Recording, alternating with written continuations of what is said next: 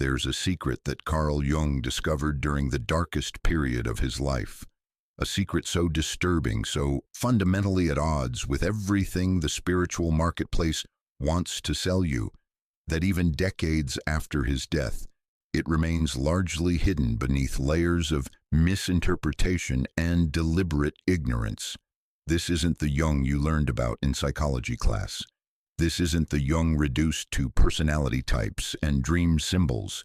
This is the Jung who, in 1913, willingly descended into what he called the confrontation with the unconscious, a 6-year journey into psychological dimensions that nearly destroyed him, nearly cost him his sanity, his career, and his life. But what he found there, in those terrifying depths, was a truth about spiritual growth that would change everything we thought we knew about consciousness, transformation, and what it actually means to evolve as a human being. Let me tell you what he discovered, because it's going to challenge every comfortable assumption you've collected about your spiritual path. Jung found that spiritual dimensions aren't metaphorical concepts or motivational frameworks. They're not vibrational frequencies you ascend to by thinking positive thoughts or attending the right workshop. They are actual psychological territories within the collective unconscious, real landscapes of consciousness with their own laws, their own inhabitants, their own dangers, and entering them doesn't require you to become a better version of yourself. It requires you to sacrifice the version of yourself that currently exists. This is where the entire spiritual narrative we've been sold begins to collapse, because what New Age culture calls ascending to higher dimensions is actually something far more terrifying and far more real. It's descending into deeper layers of your own psyche, where ancient archetypal forces that have been shaping human consciousness for millions of years are waiting to reshape yours. You're not going up, you're going down and in. And the person who begins that descent is not the person who returns from it. Here's the claim that's going to electrify everything that follows, and I need you to really sit with this. What if every spiritual dimension you enter doesn't elevate you, it dismantles you? What if the real question isn't whether you're ready to grow, but whether you're ready to die? Not physically, although Jung came close, but die in every way that your ego understands death. The death of your current identity, the death of your certainties, the death of the psychological structures you've spent your entire life building to keep yourself safe, coherent and recognizable to others and to yourself. Jung didn't discover this truth in a library or through philosophical speculation. He discovered it by living it. In October of 1913, following his bitter break with Sigmund Freud, a rupture that cost him his most important relationship, his professional legitimacy, and his sense of psychological ground, Jung began experiencing something that would have destroyed a lesser man. He began having visions, overwhelming, intrusive images that flooded his consciousness without permission. He saw Europe drowning in blood. He saw rivers turning red. He saw bodies floating and civilizations collapsing. These weren't daydreams or creative fantasies. They were experiences so vivid, so autonomous, so utterly beyond his conscious control that he genuinely feared he was going insane. And then World War I began, and Jung realized that what he'd been experiencing weren't symptoms of personal psychosis. They were prophetic perceptions emerging from a deeper dimension of consciousness that transcended his individual mind. He was receiving information from what he would later call the collective unconscious, a dimension of psyche that exists beneath personal experience, a primordial layer where humanity's shared psychological heritage lives as active, autonomous forces. But here's what's crucial. Jung didn't just have this realization and then write some books about it. He made a decision that would define everything that followed in his work and in his life. He decided to go deeper. He decided to intentionally enter these dimensions and map them from the inside. He called this method active imagination, but that sanitized term doesn't capture the terror of what he actually did. He systematically dismantled the protective barriers between his conscious ego and the unconscious depths. He invited the visions, the voices, the archetypal figures to emerge, and they came. He encountered beings that felt utterly other than himself. An ancient wise man he named Philemon, who appeared with the wings of a kingfisher and taught him things Jung was certain he didn't know. A female presence he called Salome, a serpent, a scarab beetle that appeared in his visions and then, impossibly, showed up in physical reality, tapping at his window. His home became porous to these dimensional intrusions. His children would see his study glowing with presences. His house would ring with inexplicable sounds. For 6 years, Jung lived on the border between sanity and madness, between the rational world and the dimensional territories that exist beneath it. He kept extensive records of these encounters in what would eventually become the Red Book, a manuscript so strange, so dangerous in its implications, that Jung's family kept it hidden for decades after his death. When it was finally published in 2009, the psychological community didn't know what to do with it, because what Jung recorded there wasn't theory, it was testimony. It was the detailed documentation of a human being who had entered other dimensions of consciousness and returned with their maps. And this is the secret that gets buried. Jung discovered that these dimensions exist in a specific architecture. They're not random, they're not chaos. They're structured territories, each with distinct characteristics, distinct challenges, distinct treasures. And each dimension you enter requires a specific death. The persona dimension demands the death of your social mask. The shadow dimension demands the death of your moral innocence. The anima or animus dimension demands the death of your gender-identified ego. The archetypal dimension demands the death of your personal story. And the self dimension, the deepest territory, the center and circumference of the psyche, demands the death of the one who wants to arrive there. Jung emerged from his confrontation with the unconscious with a framework that could explain not just his own experience, but the psychological structure of spiritual transformation itself. He discovered that what religious traditions call enlightenment, what mystery schools call initiation, what shamanic cultures call soul retrieval, all of these are describing the same underlying phenomenon, dimensional shift.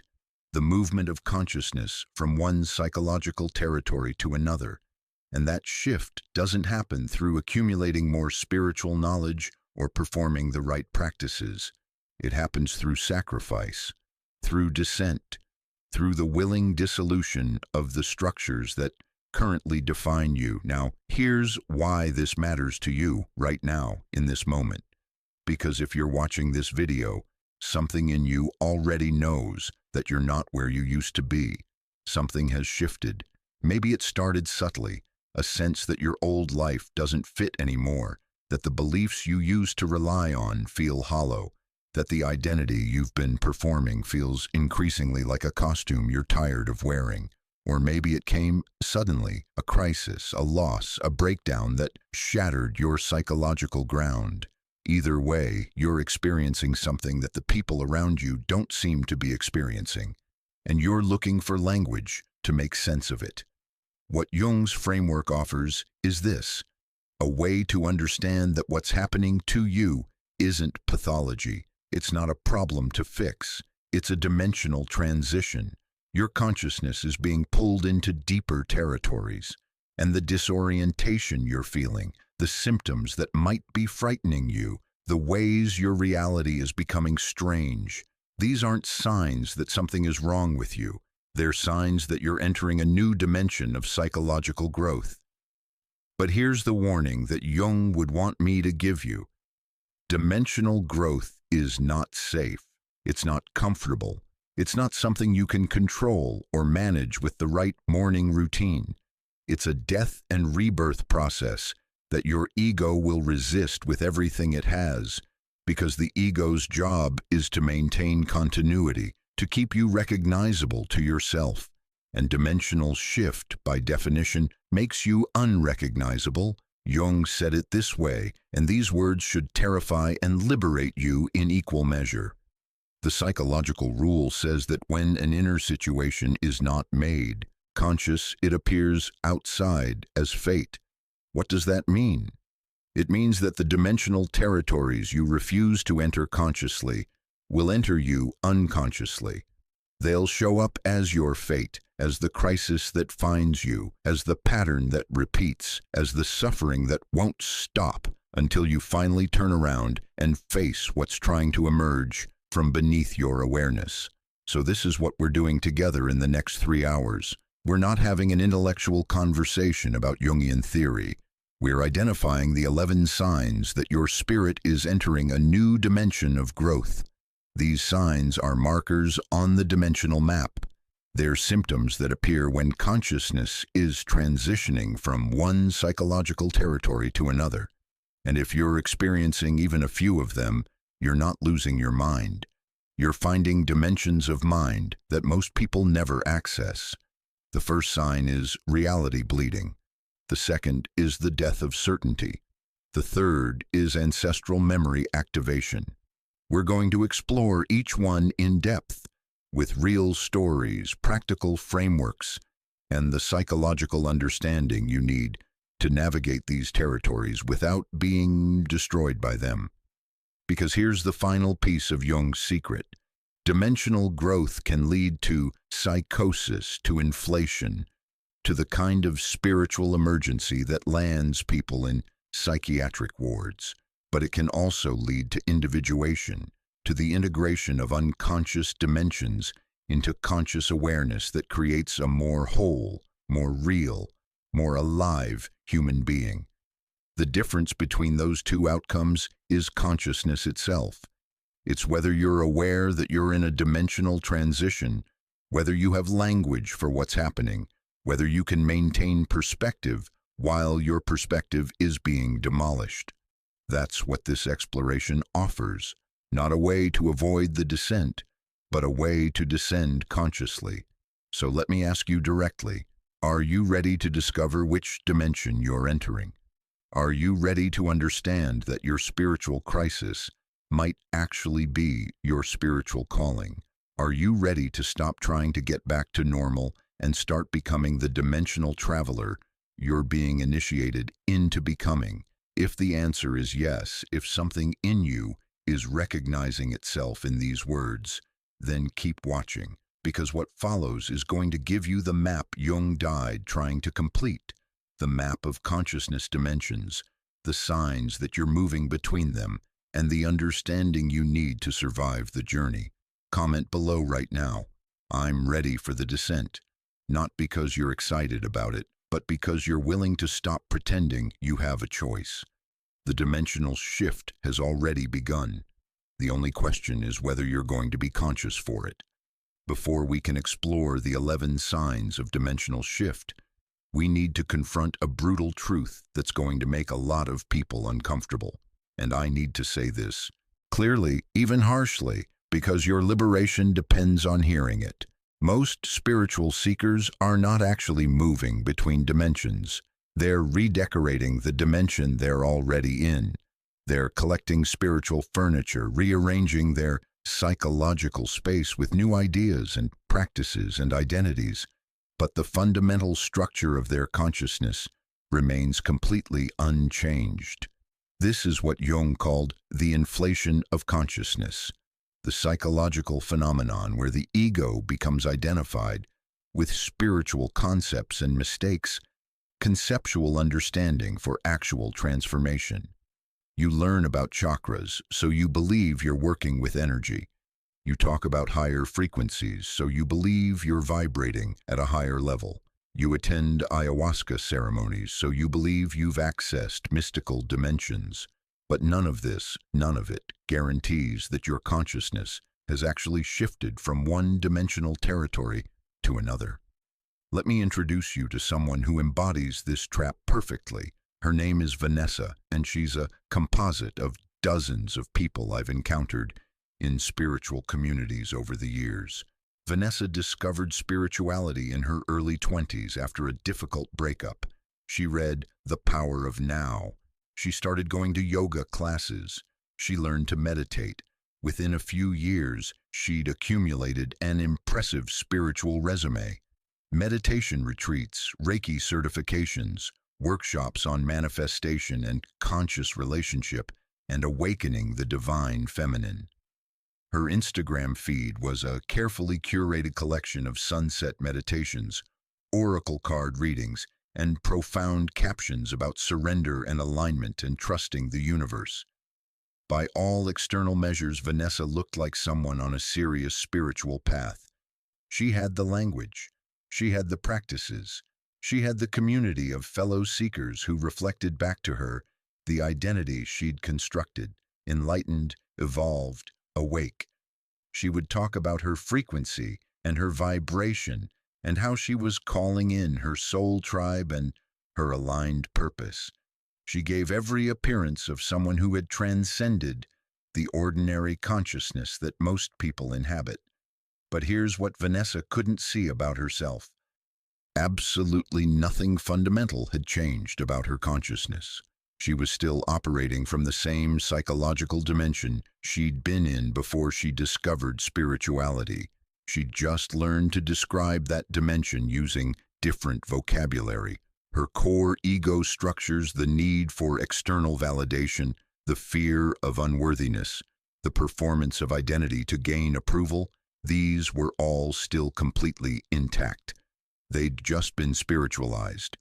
Where she used to seek validation through career success and romantic relationships, she now sought it through spiritual status. How many followers she had, how enlightened she appeared, how many people told her she was such a light.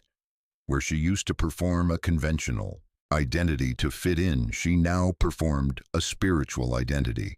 Where she used to fear being ordinary, she now feared being low vibrational. The costume had changed. The wearer of the costume had not. And then one day, 15 years into her spiritual journey, Vanessa had an experience that shattered her illusion. She attended a workshop with a teacher who was actually operating from a different dimensional level, someone who could see through personas, who could perceive the unconscious patterns people were acting out beneath their spiritual performances. And this teacher, in a moment of brutal compassion, reflected back to Vanessa what everyone around her had been too polite to say. You've built an impressive spiritual identity, but you haven't actually changed. You're still the same frightened person you were 15 years ago. You've just learned to hide it behind enlightenment language. Vanessa was devastated.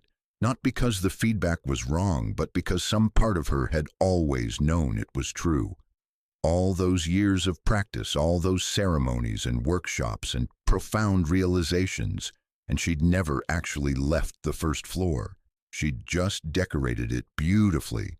This is the dimensional illusion, and it's epidemic in spiritual culture. Because here's what no one wants to admit. It's actually much easier to collect spiritual concepts than to undergo spiritual transformation. Concepts are safe. They can be learned, memorized, discussed, posted on Instagram. They require no sacrifice, no death, no fundamental restructuring of consciousness. You can add spiritual seeker to your identity without that identity actually dissolving. You can talk about ego death without your ego experiencing even mild discomfort. Jung understood this trap intimately because he watched it happen throughout his career. People would come to him wanting to understand their dreams, wanting to explore the unconscious, wanting to undergo analysis. But what most of them actually wanted was not transformation. It was the fantasy of transformation. They wanted to play with psychological concepts, to have interesting insights about themselves, to add individuated to their self-concept. But when Jung would begin the actual work of bringing unconscious material to consciousness, when he would invite them to confront their shadow, or challenge their persona or dialogue with the autonomous figures in their psyche, they would resist. They would intellectualize, spiritualize, anything to avoid the actual encounter with what lived beneath their conscious awareness. And so Jung developed a diagnostic framework that's absolutely crucial for understanding whether you're actually undergoing dimensional shift or just collecting spiritual concepts. He called it the persona dimension, and it's the first psychological territory that every human being inhabits from the moment they develop social consciousness. The persona is the mask you wear to interface with the world. It's the version of yourself you present to others to gain acceptance, to maintain relationships, to function in social systems. And there's nothing wrong with having a persona. You need one. The persona is how you navigate the social dimension without overwhelming others with your raw psychological complexity. But here's the problem. Most people are completely identified with their persona. They think the mask is their face. They believe the performance is their authentic self. And when those people discover spirituality, what they typically do is create a spiritual persona. They learn the language, adopt the practices, curate the appearance of awakening, but the fundamental mechanism hasn't changed. They're still performing an identity. They've just switched from performing conventional success to performing spiritual enlightenment. The dimension they're operating from is exactly the same. The dimension of social performance, of external validation, of identity construction through what others think. So here's the diagnostic question that reveals everything, and I want you to ask it of yourself with complete honesty. Has your spiritual growth cost you anything real? Not just time or money, those are easy to spend. But has it cost you relationships? Has it cost you the respect of people whose approval you used to need? Has it cost you beliefs you were attached to? Has it cost you your sense of who you are? Because if the answer is no, if your spiritual journey has been comfortable, if everyone around you still recognizes you, if you're still operating from the same basic identity structure you had before you started seeking, then you haven't changed dimensions. You've changed vocabulary. Real dimensional shift is expensive.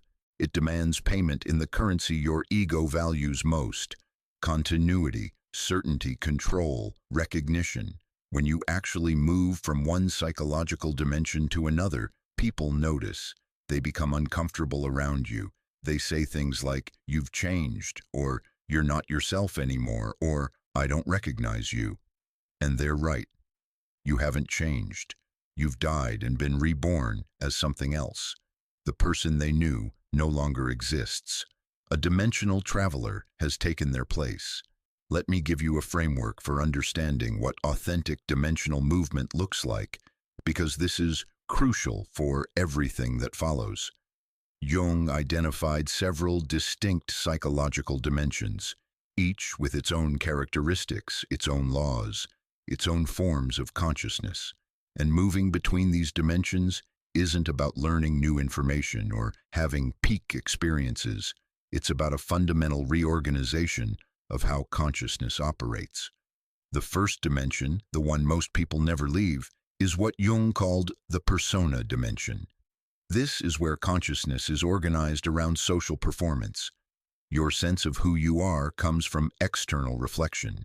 You know yourself through how others see you. Your decisions are driven by what will maintain approval, avoid rejection, preserve your social position. There's nothing wrong with this dimension. It's developmentally appropriate for ego formation, but most people remain stuck here their entire lives, never realizing there are other dimensions available. The second dimension is what Jung called the ego dimension. This is where consciousness begins to develop internal authority. You start making decisions based on your own values rather than external expectations. You start having boundaries. You start recognizing that you have agency, that you're not just a passive recipient of circumstances and other people's judgments. This is a huge developmental step, and many people who think they're spiritually advanced have never actually reached this dimension. They're still operating from persona, just with spiritual language. The third dimension is the shadow dimension. This is where dimensional shift becomes genuinely terrifying and genuinely transformative. The shadow dimension is the personal unconscious. Everything about yourself that you've rejected, denied, repressed, or simply never made conscious. Moving into this dimension requires you to confront the parts of yourself that your persona and your ego have been constructed to hide. This is where you discover your capacity for selfishness, manipulation, cruelty, lust, rage, all the aspects of human nature that you've been taught are unacceptable. And here's what's crucial. You cannot skip this dimension. You cannot spiritually bypass your way around shadow work. Every attempt to ascend to higher dimensions while leaving your shadow unconscious creates what Jung called inflation, the phenomenon where your ego becomes identified with archetypal energies, leading to grandiosity, messianic delusion, and unconscious harm to others. This is why spiritual communities are filled with abusive gurus, narcissistic teachers, and people who use enlightenment language to justify exploitation. They tried to access deeper dimensions without integrating their shadow, and the shadow is now running the show from the unconscious. The fourth dimension is what Jung called the anima, or animist dimension, the contrasexual psyche. For men, this is the internal feminine. For women, the eternal masculine. This dimension reveals that consciousness itself has a gender polarity within it, and integrating this dimension requires you to develop the psychological capacities that your gender conditioning has suppressed. Men must learn receptivity, emotionality, relational intelligence. Women must learn assertion, rationality, independent agency. This dimensional work is profoundly disorienting because it requires becoming something your ego doesn't recognize as yourself. The fifth dimension is the archetypal dimension. This is where consciousness contacts the collective unconscious, the transpersonal layer of psyche where humanity's shared psychological patterns exist as living, autonomous forces. In this dimension, you begin encountering figures and experiences that feel other than your personal psychology.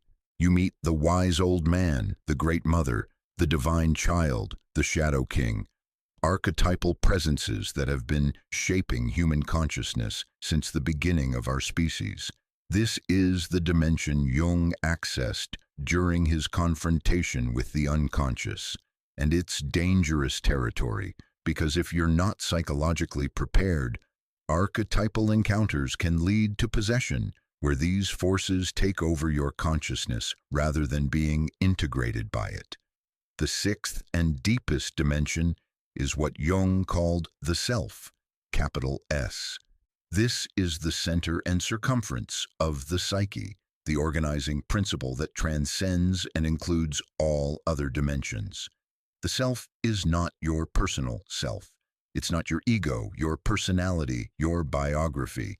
It's the totality of the psyche, conscious and unconscious, personal and collective, human and divine. Jung spent decades trying to understand the self, and he concluded that it's ultimately unknowable. You can experience it, you can be transformed by it, but you cannot grasp it conceptually. Approaching this dimension is the goal of what Jung called individuation, the lifelong process of becoming who you actually are, rather than who you've been conditioned to be. Now, here's the framework I want you to take away from this. These dimensions aren't places you visit. They're not achievements you collect.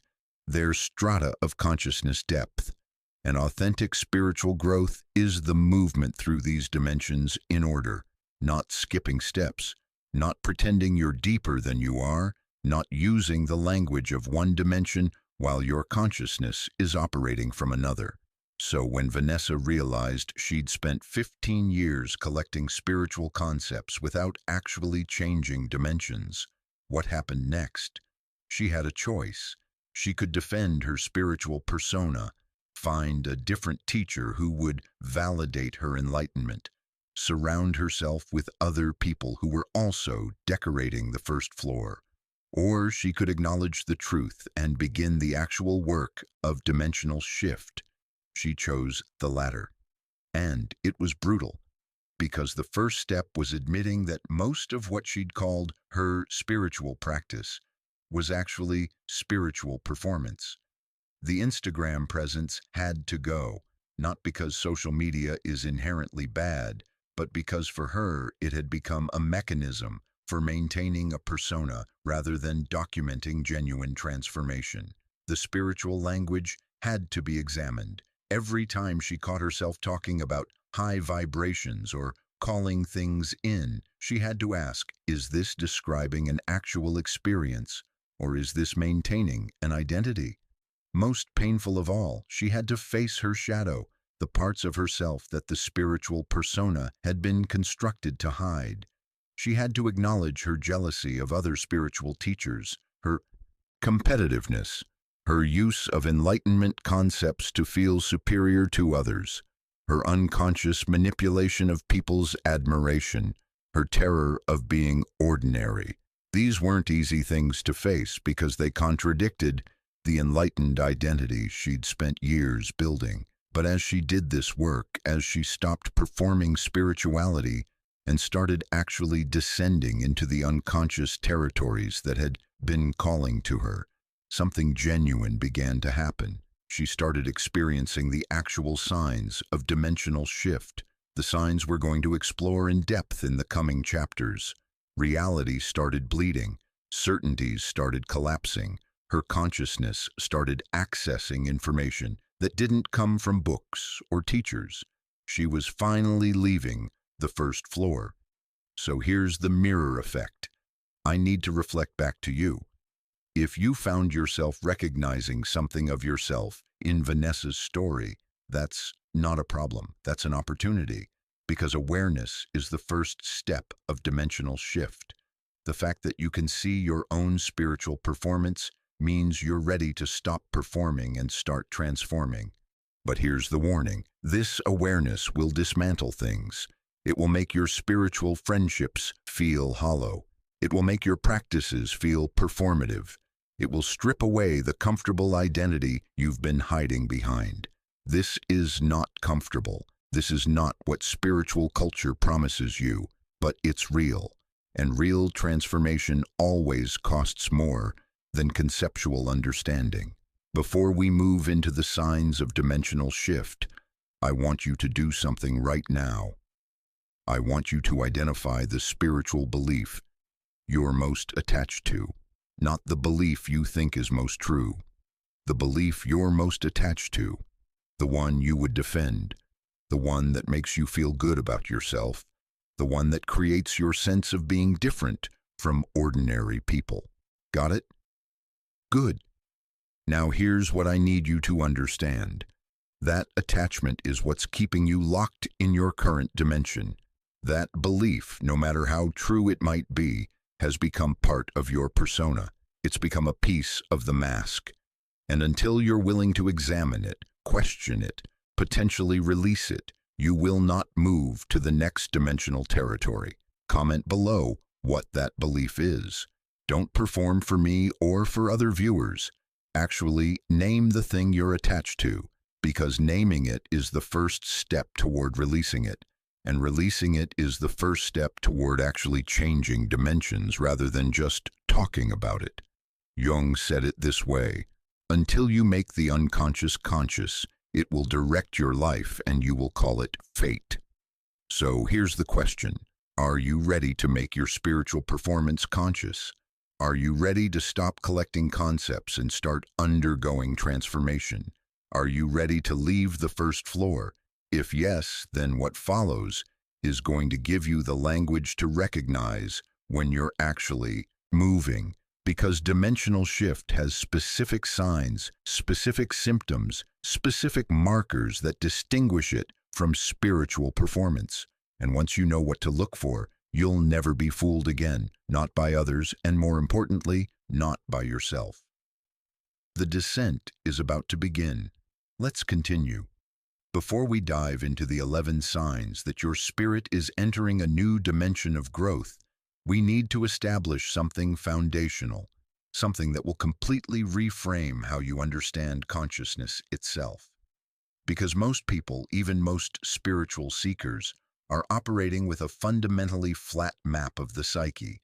They think consciousness is a single surface, with maybe different qualities or states, anxious versus calm, contracted versus expanded, asleep versus awake.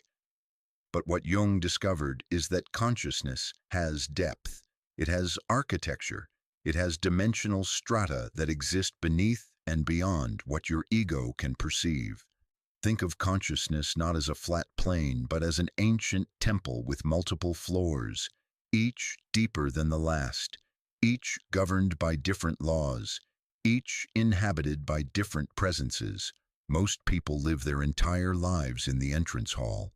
They experience the world through the narrow aperture of ego consciousness, their personal thoughts, their daily concerns, their biographical memories. This is what Jung called the conscious mind, and it's actually the smallest, most superficial layer of the psyche. Spiritual seekers, when they first begin their journey, typically make it to what we might call the gift shop, the area where spiritual concepts are displayed, where you can browse different traditions and practices, where everything feels safe and curated. You can learn about meditation here. You can read about enlightenment. You can buy crystals and oracle cards and books promising transformation. But you're still not in the temple proper. You're still in the commercialized outer area designed for tourists. But dimensional travelers, those who are actually undergoing the process Jung called individuation, these are the people who find the hidden staircase. They discover that beneath the entrance hall, beneath the gift shop, there are crypts, there are basements, there are underground chambers that go down and down and down into territories that have nothing to do with your personal biography, your individual preferences, your conscious intentions. And this is where the real transformation happens. This is where consciousness encounters forces and presences and patterns that have been shaping human experience since the beginning of our species. Let me give you Jung's actual map, because this is essential for understanding everything that follows. The psyche, according to Jung, has several distinct layers or dimensions, each with its own characteristics, its own challenges, its own treasures. And moving through these dimensions isn't optional if you want to become fully conscious. It's the actual structure of psychological and spiritual maturation. The first and most superficial layer is the persona. We touched on this in the last chapter, but I want to go deeper now. The persona is the mask you wear to interface with the social world. It's the version of yourself you present at work, at family gatherings, in public spaces. The persona is not false. It's a necessary psychological function that allows you to navigate complex social systems without overwhelming others with your raw psychological complexity. But here's the crucial point. The persona is not you. It's a tool, a costume, a role you play for functional purposes. The problem is that most people are completely identified with their persona. They think the mask is their face. Ask them who they are and they'll describe their role. I'm a teacher. I'm a mother. I'm an entrepreneur. They'll describe personality traits that are actually just well-rehearsed performances. I'm easygoing. I'm a good listener. I'm spiritual. But beneath all of that, there's someone else. Someone who never appears in public. Someone who might not even be aware of their own existence. This is the actual self that the persona was designed to protect and hide. Dimensional growth begins when you start to recognize the persona as persona. when you can observe yourself performing your social role and realize that the performer is not the same as the role being performed. This is a profoundly disorienting experience because once you see the mask as a mask, you can never fully lose yourself in the performance again. You're always aware, at some level, that you're playing a part. And this awareness creates a distance between who you present yourself as and who you actually are, a distance that becomes the space where consciousness can begin to deepen. The second layer, directly beneath the persona, is what Jung called the ego. Now, this term gets used in so many ways that it's become almost meaningless in spiritual discourse.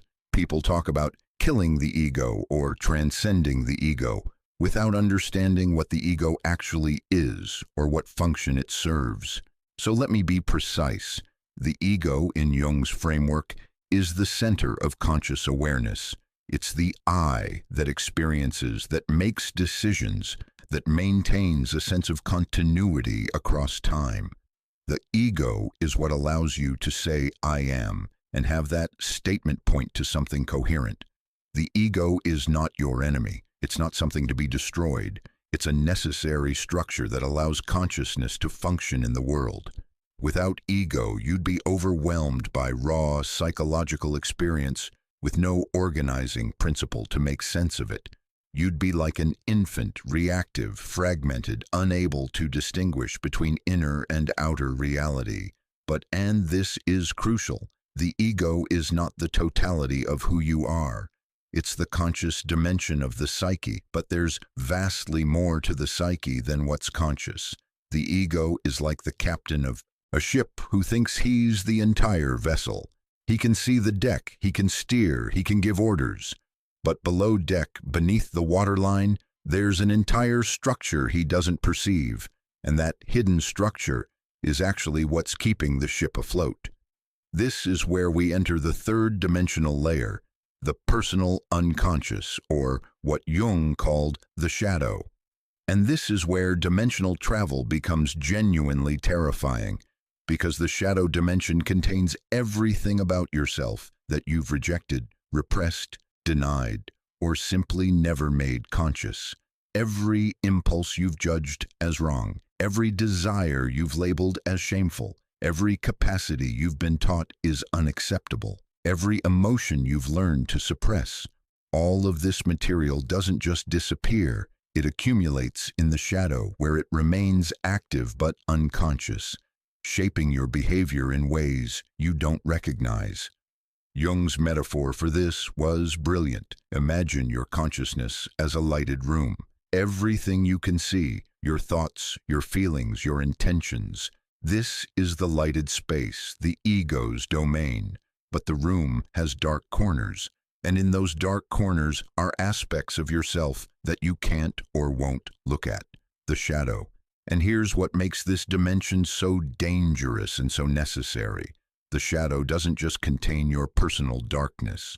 It also contains your unlived potential, your rejected gifts, your forbidden creativity, because everything you repress goes into the shadow, not just the negative. If you were taught that ambition is selfish, your healthy drive gets repressed. If you were taught that anger is wrong, your appropriate aggression gets repressed. If you were taught that sexuality is shameful, your erotic vitality gets repressed. The shadow is not just your darkness, it's your depth. And this is why you cannot skip shadow work. This is why every attempt to access deeper dimensions while leaving your shadow unconscious leads to inflation, possession, and unconscious harm. Because the shadow will express itself, whether you're conscious of it or not. If you don't integrate it, it will act itself out through you, through projection, through self-sabotage, through sudden eruptions of the very things you pride yourself on not being. Jung put it starkly. One does not become enlightened by imagining figures of light, but by making the darkness conscious. This is the dimensional work that most spiritual seekers are trying to bypass. They want to go up, to higher vibrations, to light body activation, to ascension. But Jung discovered that you have to go down first. You have to descend into your own darkness and make it conscious before you can access deeper dimensions without being destroyed by them. The fourth dimensional layer is what Jung called the anima in men, or animus in women. This is the contrasexual psyche, the internal opposite-gendered dimension within each of us. For men, the anima is the internal feminine, the capacity for emotional depth, relational intelligence, receptivity, intuition. For women, the animus is the internal masculine, the capacity for rational thinking, assertive action, independence, goal-directed behavior. This dimension is profoundly disorienting to encounter because it requires you to develop psychological capacities that your gender conditioning has taught you are not yours. Men who enter the anima dimension begin experiencing emotions with an intensity that feels foreign.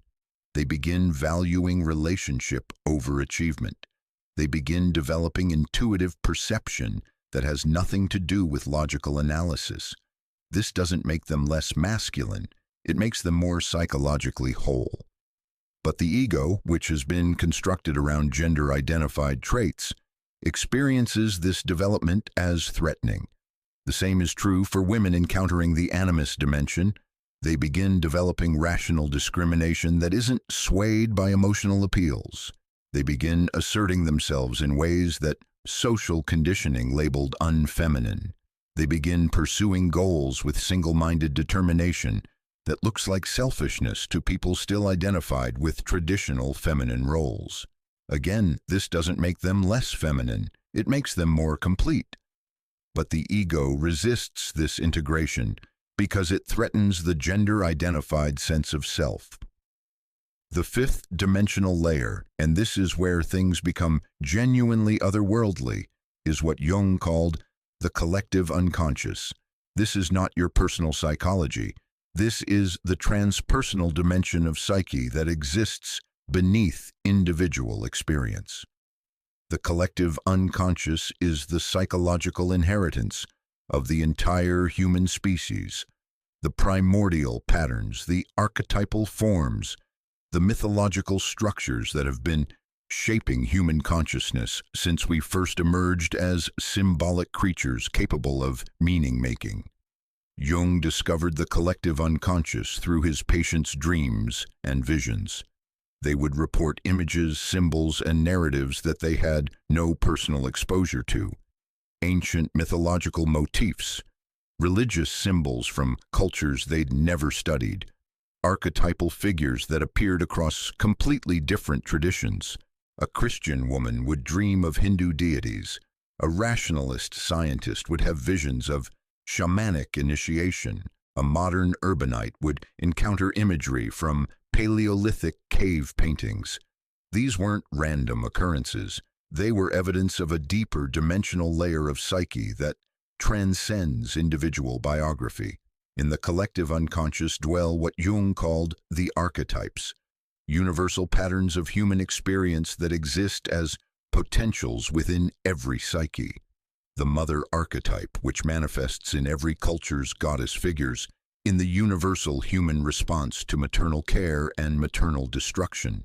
The father archetype, expressing itself through authority figures, through gods of law and order, through the psychological experience of structure and discipline.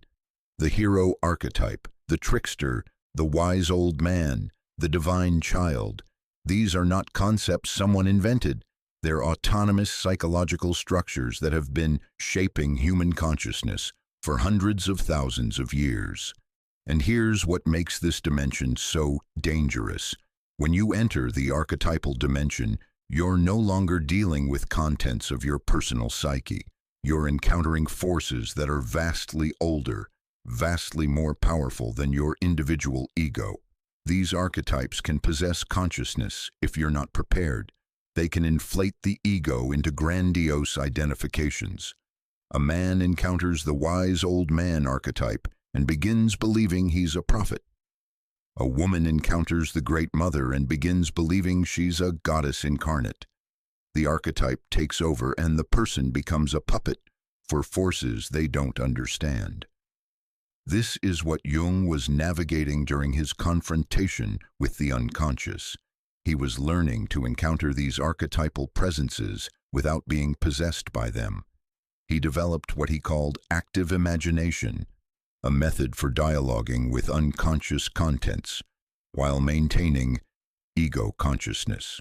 He would meet with Philemon, his archetypal guide, and engage in conversations where Philemon would teach him things Jung was certain he didn't know. But Jung maintained the awareness. This is an autonomous complex within my psyche. It's not literally a separate being, but it's also not just my conscious thoughts. It's something other that lives within the collective dimension. This capacity to encounter the archetypes without identification, to be taught by them without being possessed by them, this is one of the highest achievements of dimensional consciousness, and it cannot be rushed.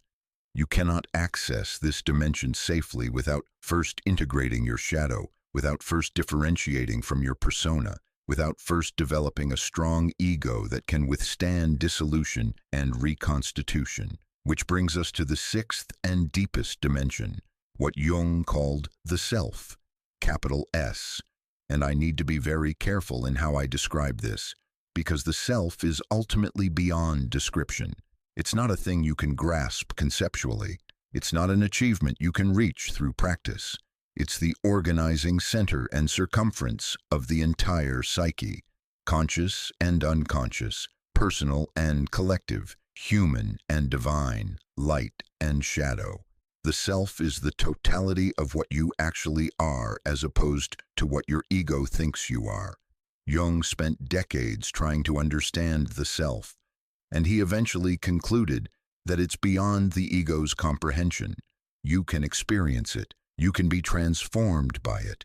You can orient your life toward it, but you cannot contain it, cannot control it, cannot make it into an object of knowledge.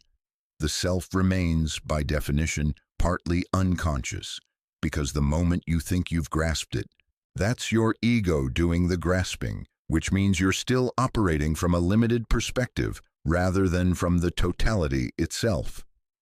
The self appears in religious traditions as the God image, not God as an external being, but the divine as it manifests within the psyche. In Christianity, the self appears as the Christ within. In Buddhism, as Buddha nature. In Hinduism, as Atman.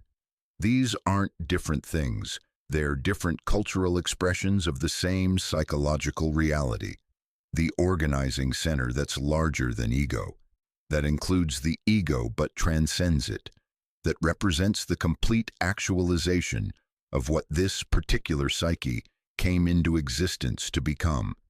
Approaching the self is the goal of what Jung called individuation, the lifelong process of becoming increasingly conscious, increasingly whole, increasingly aligned with your unique essence, rather than with collective conditioning or unconscious patterns.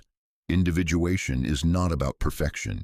It's not about transcending your humanity or your psychological complexity. It's about integrating all the disparate dimensions of your psyche into a coherent whole, persona and shadow, ego and unconscious, masculine and feminine, personal and archetypal, all held together by the organizing principle of the self.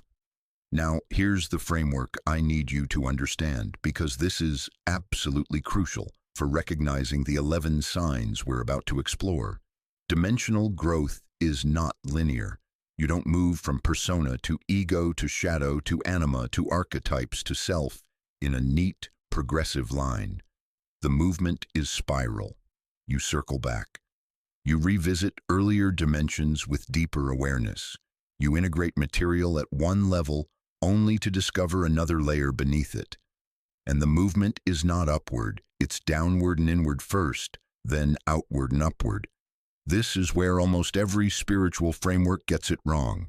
They talk about ascending to higher dimensions, elevating your vibration, rising above your lower nature. But Jung discovered that you can't go up until you've gone down. You can't access deeper dimensions of consciousness without first descending into the unconscious dimensions that have been operating beneath your awareness. Think of it this way. Your ego consciousness is like the visible tip of an iceberg. Above the waterline, you can see it clearly. You know its shape, you can navigate it. But 90% of the iceberg is below the waterline, in the dark water, invisible to surface perception. And that submerged portion is vastly larger, vastly more powerful than what's visible. If you try to navigate the ocean looking only at the tip, you'll crash. The submerged portion will determine your actual movement, regardless of what you think you're doing. Dimensional growth is the process of diving beneath the waterline. It's making the submerged portions of the iceberg conscious. And this is why it feels like descent, like dissolution, like death. Because your ego, the part that thinks it's the whole iceberg, has to recognize that it's actually just the tip. It has to encounter the vastness beneath it. It has to be relativized by dimensions of psyche that are older, deeper, more powerful than conscious intention. Let me give you a concrete example of how this works, because I think it will make everything clearer. Imagine a man named Thomas, successful by conventional standards, good career, stable relationships, generally content with his life. Thomas discovers spirituality in his 40s and becomes genuinely interested in psychological and spiritual growth. He starts therapy, begins a meditation practice, reads Jung, attends workshops. He's sincere. He's not just collecting concepts. He wants to actually understand himself more deeply. Thomas begins by working with his persona. In therapy, he starts recognizing the ways he's been performing a role. The competent professional, the reliable friend, the unflappable guy who has it all together. He realizes that beneath this performance, he's been suppressing enormous amounts of anxiety, doubt, and fear of inadequacy. This recognition is the first dimensional shift, from unconscious identification with persona to conscious awareness of persona as a construction. But awareness of the persona leads him directly into the shadow. Because once Thomas can see his mask, he has to confront what the mask was hiding. And what emerges is not comfortable. He begins recognizing his jealousy, his competitiveness, his subtle ways of manipulating people's perception of him. He sees his need for admiration. He sees his unconscious ways of putting others down to feel superior. He sees his capacity for cruelty that he's always projected onto other people. This is shadow work, and it's devastating to the ego's self-image. But as Thomas stays with this discomfort, as he doesn't run away or spiritually bypass, something shifts. He begins recognizing that these shadow qualities aren't alien to him. They're aspects of himself that he split off because they contradicted his self-concept. And as he integrates them consciously, he becomes paradoxically more whole. He's not a saint anymore in his own mind, but he's more real. He's not as good as he pretended to be, but he's more honest. The shadow integration doesn't make him worse, it makes him more complete. This integration then opens him to the anima dimension, because shadow work has softened his rigid masculine identification, the belief that he has to be strong, rational, in control at all times. He begins developing emotional literacy. He starts valuing relationship for its own sake, rather than as something to manage. He develops intuition that has nothing to do with strategic thinking. He begins writing poetry, something he would have dismissed as impractical and feminine years earlier. The anima dimension is being activated, and it's expanding his consciousness beyond the narrow confines of his gender conditioning. And then, unexpectedly, Thomas begins having archetypal encounters. In meditation, he meets an old man who speaks to him with a wisdom that doesn't feel like his own thoughts. In dreams, he's initiated by figures that feel older than his personal history. He begins recognizing mythological patterns in his life, seeing his career struggles as a heroic journey, his relationship challenges as alchemical processes, his depression as a necessary death and rebirth cycle. He's entered the collective unconscious, accessing dimensions of meaning that transcend his individual biography. Throughout all of this, Thomas is being guided by something he can't quite name, a sense that all these experiences, painful as they are moving him towards something. He's being organized by the self, even though he doesn't have full conscious access to what that organizing principle is. The self is the dimension that's orchestrating the entire journey, creating the crises that crack his ego open, sending the dreams that guide him deeper, arranging the synchronicities that confirm he's on the right path. This is the dimensional architecture in action. And notice, Thomas didn't achieve this by reading books about dimensions or attending workshops on consciousness elevation. He achieved it by doing the actual work of making the unconscious conscious, by confronting what he didn't want to see, by integrating what he'd rejected, by allowing himself to be dismantled and reconstituted by forces deeper than his ego's intentions. So here's the framework I want you to hold as we move into the 11 signs. These signs are not random symptoms. They're not pathologies. They're not problems to fix. They are dimensional markers. They indicate that your consciousness is transitioning from one psychological territory to another, and each sign corresponds to a specific dimensional movement.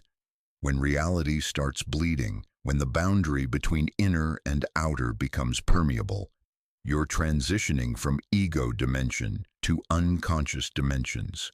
When certainty collapses, when you can no longer believe your own thoughts with confidence, you're moving from persona identification to deeper awareness. When ancestral memories activate, you're accessing the collective unconscious. When your shadow magnifies, you're in the process of integrating previously unconscious material. When you become energetically hypersensitive, your psychic boundaries are thinning to allow dimensional information through. Each sign is disorienting because it's unfamiliar. Your ego has never operated at this dimensional level before. The territory is new. The rules are different. The inhabitants are strange. This is why dimensional growth feels like madness before it feels like growth. Because from the perspective of ordinary ego consciousness, what's happening shouldn't be possible. Reality shouldn't work this way. Consciousness shouldn't operate like this. But here's what Jung discovered and what I need you to understand. Consciousness does work this way. The psyche does have these dimensions. And the disorientation you're experiencing isn't a sign that something's wrong with you. It's a sign that you're finally accessing dimensions of consciousness that most people never encounter. Jung put it this way, and these words should anchor everything that follows. Your vision will become clear only when you can look into your own heart. Who looks outside dreams. Who looks inside awakes. This is the dimensional journey in a single sentence. As long as you're looking outside for validation, for answers, for someone to tell you who you are, you're dreaming. You're living in the projections of your unconscious. But when you turn inside, when you begin the descent into your own depths, when you're willing to encounter what lives beneath your conscious awareness, that's when you wake up. That's when you begin moving through the dimensional architecture of consciousness itself. So the question I need you to sit with before we explore the 11 signs is this. Are you willing to descend? Are you willing to let your consciousness be reorganized by dimensions you don't control? Are you willing to become unfamiliar to yourself? Because if you are, if some part of you recognizes that this dimensional journey is what you came here for, then the signs we're about to explore are going to feel like a map you've been searching for your entire life. They're going to give you language for experiences that have been terrifying you, precisely because you didn't understand they were dimensional transitions rather than personal failures. Comment below if this dimensional architecture is making sense to you. Not intellectually, I know it's intellectually complex, But is it resonating? Is something in you recognizing itself in this framework? Because that recognition is the first sign that you're ready for the descent. That recognition is the dimensional call you've been hearing beneath all your spiritual seeking. The map is in your hands now. The temple doors are opening. Let's descend together into the signs that mark your passage through dimensions your ego cannot survive, but your soul has been waiting for. The first sign that you're entering a new dimension of consciousness is profoundly unsettling, and I need to be direct about this. If you're experiencing it, you may have wondered if you're losing your mind. The sign is reality bleeding, the phenomenon where the boundary between inner and outer reality becomes permeable, where the psychological and the physical seem to interpenetrate, where you can no longer maintain the clear distinction between what's happening in here and what's happening out there. This is what Jung called the relativization of the ego, the experience where your sense of being a separate, boundaried individual begins to dissolve, and you start perceiving yourself as permeable to dimensions of reality that ordinary consciousness filters out.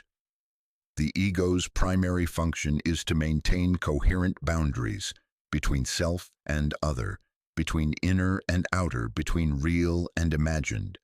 But when you enter new dimensions of consciousness, those boundaries become flexible, sometimes frighteningly so. Let me tell you about Michael, because his story perfectly illustrates what reality bleeding actually looks like when it's happening to you. Michael was a structural engineer, rational, precise, grounded in material reality. He'd built a successful career on his ability to calculate, to predict, to control variables. His entire worldview was organized around the principle that reality operates according to fixed laws that can be understood and managed through reason. And then, at age 38, Michael had what he initially thought was a stress-induced breakdown. It started with dreams that felt more vivid than waking life. He'd dream of geometric symbols, complex mandala-like forms that he'd never seen before, and wake up with the certainty that these symbols meant something important, though he couldn't articulate what. He started drawing them compulsively, filling notebooks with these intricate patterns. But then something strange began happening. The symbols from his dreams started appearing in his waking life. He'd be driving to work and see the exact geometric form from his dream on a billboard. He'd be in a meeting and someone would doodle the precise symbol on a whiteboard during a presentation. He'd turn on the TV and there it would be, in a commercial, in the background of a news broadcast, in the pattern on someone's shirt. At first, Michael tried to rationalize this. Coincidence, pattern recognition. His brain was just noticing things that were always there. But the occurrences multiplied. He'd have a dream conversation with his deceased father, and the next day, he'd receive a letter from his father's old business partner saying almost the exact words from the dream. He'd think of an old friend he hadn't spoken to in years, and within hours that friend would call. He'd feel an overwhelming urge to take a different route home from work, and later discover there'd been a major accident on his usual route at exactly the time he would have been there. The rational explanation stopped working, because it wasn't just that these things were happening, it was that they were happening with a frequency and specificity that defied statistical probability. And more disturbing, Michael began to sense that there was intelligence behind these occurrences. It felt like reality itself was communicating with him, responding to his inner states, speaking to him in a symbolic language he was just beginning to understand. This is reality bleeding, and what makes it so terrifying is that it violates the fundamental assumption that most people organize their lives around, that there's a clear, stable boundary between the interior world of thoughts and feelings and the exterior world of objects and events. We assume that what happens inside our heads stays inside our heads, and what happens in the external world is independent of our psychological states. But Jung discovered something that modern materialist science still refuses to fully acknowledge. This assumption is wrong. The psyche and the physical world are not as separate as we believe. There are dimensions of reality where these domains overlap, where the psychological and the physical interpenetrate, where causation operates in ways that can't be explained through conventional cause and effect relationships. Jung called this phenomenon synchronicity, meaningful coincidences that cannot be explained through causal chains, but that carry psychological significance. He defined synchronicity as a causal connecting principle, events that are connected not through linear cause and effect, but through meaning, through pattern, through what he called psychoid dimensions that exist at the intersection of psyche and matter. And here's what's crucial to understand. Synchronicities don't just happen randomly. They multiply exponentially during dimensional transitions. When your consciousness is moving from one psychological territory to another, when you're in that liminal space between dimensions, the boundary between inner and outer becomes especially permeable. The unconscious starts speaking through external events. The world becomes symbolic. Reality becomes responsive to your psychological state in ways that feel magical or psychotic, depending on whether you have a framework for understanding what's happening. Let me give you the reality permeability scale, because this will help you assess where you are on the spectrum of dimensional transition. At level 1, you experience occasional meaningful coincidences. You think of someone and they call, "You need information," and a book falls off a shelf, open to the relevant page. These are mild synchronicities that most people write off as chance, but that have a quality of that's strange to them. At level 2, synchronicities become frequent enough that you can no longer dismiss them. You start noticing patterns. Numbers repeat. You keep seeing 1111 on clocks. Your total at the grocery store is 3333. License plates keep showing the same sequence. Symbols recur across unrelated contexts. Dreams start predicting waking events with uncomfortable accuracy. You're beginning to suspect that something is operating beneath the surface of ordinary cause and effect. At level 3, reality bleeding becomes undeniable. The boundary between inner and outer is clearly permeable. Your internal emotional states seem to affect external circumstances.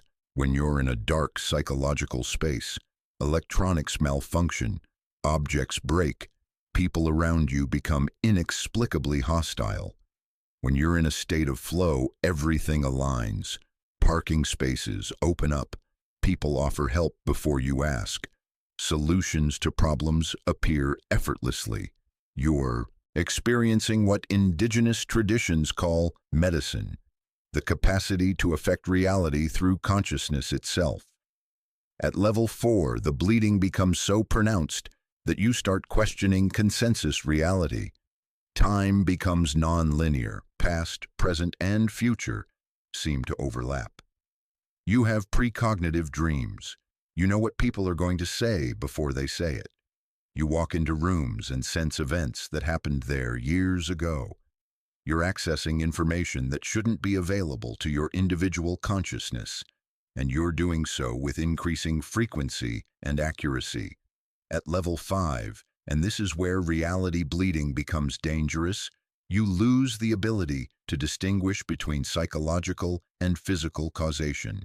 Everything becomes symbolic. Everything feels meaningful. You believe that your thoughts are directly creating external reality, that you're controlling circumstances through your consciousness. This is where reality bleeding tips into psychosis, where the ego inflates into magical thinking, where you lose the grounding necessary to function in consensus reality. Michael reached level 4 before he found his way to a Jungian analyst who could give him a framework for what was happening. And here's what the analyst told him, and what I need to tell you if you're experiencing reality bleeding. This phenomenon sits on a razor's edge between mystical awakening and psychotic break.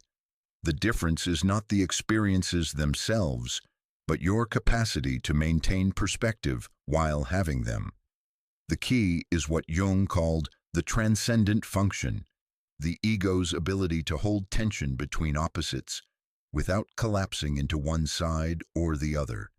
In this case, the opposites are, these synchronicities are real and meaningful, and I am not omnipotent and I don't control external reality. You have to be able to hold both truths simultaneously. Yes, there's a dimension of reality where psyche and matter interpenetrate, where your consciousness affects and is affected by the world in ways that transcend normal causation.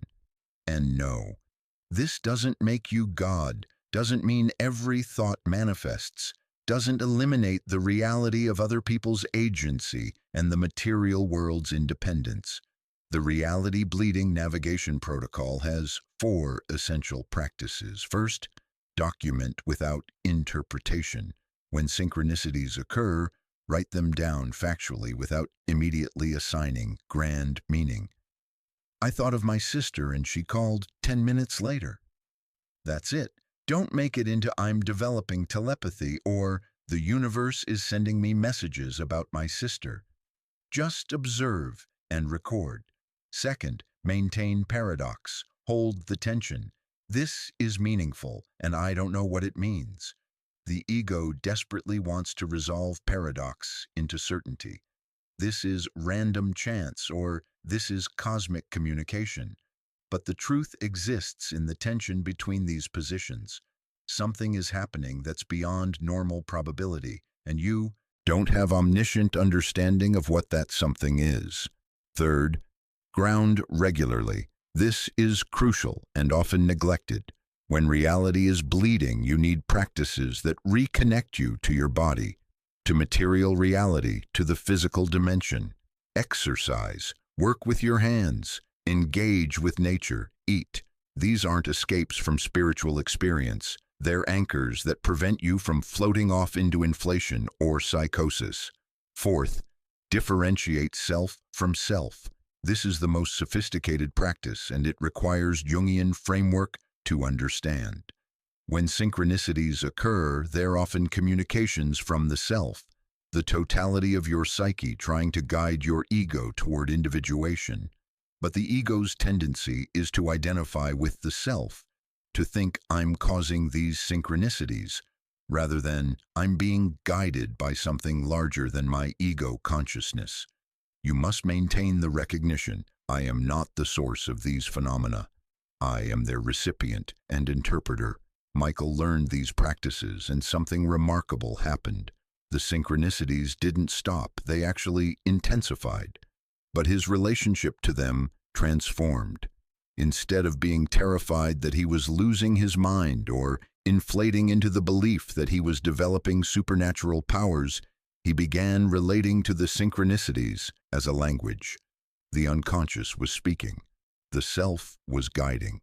Reality was reflecting back to him the psychological dimensions he needed to make conscious. One particularly powerful example, Michael had been struggling with the decision of whether to leave his engineering career and pursue something more creatively fulfilling, a shift that terrified him because it contradicted everything he'd built his identity around. He'd been in this agonizing indecision for months, and then, on the same day, 3 completely unrelated events occurred. First, he received an email from a former colleague who'd left engineering to become an artist, describing how it was the best decision he'd ever made. Second, he found a book in a used bookstore that fell open to a passage about the necessity of creative risk. Third, a client at work said to him, completely out of context during a meeting, "You know, Michael, you seem like someone who has something else you're meant to be doing." Now, the inflated interpretation would be, the universe is commanding me to quit my job. The dismissive interpretation would be, this is just confirmation bias.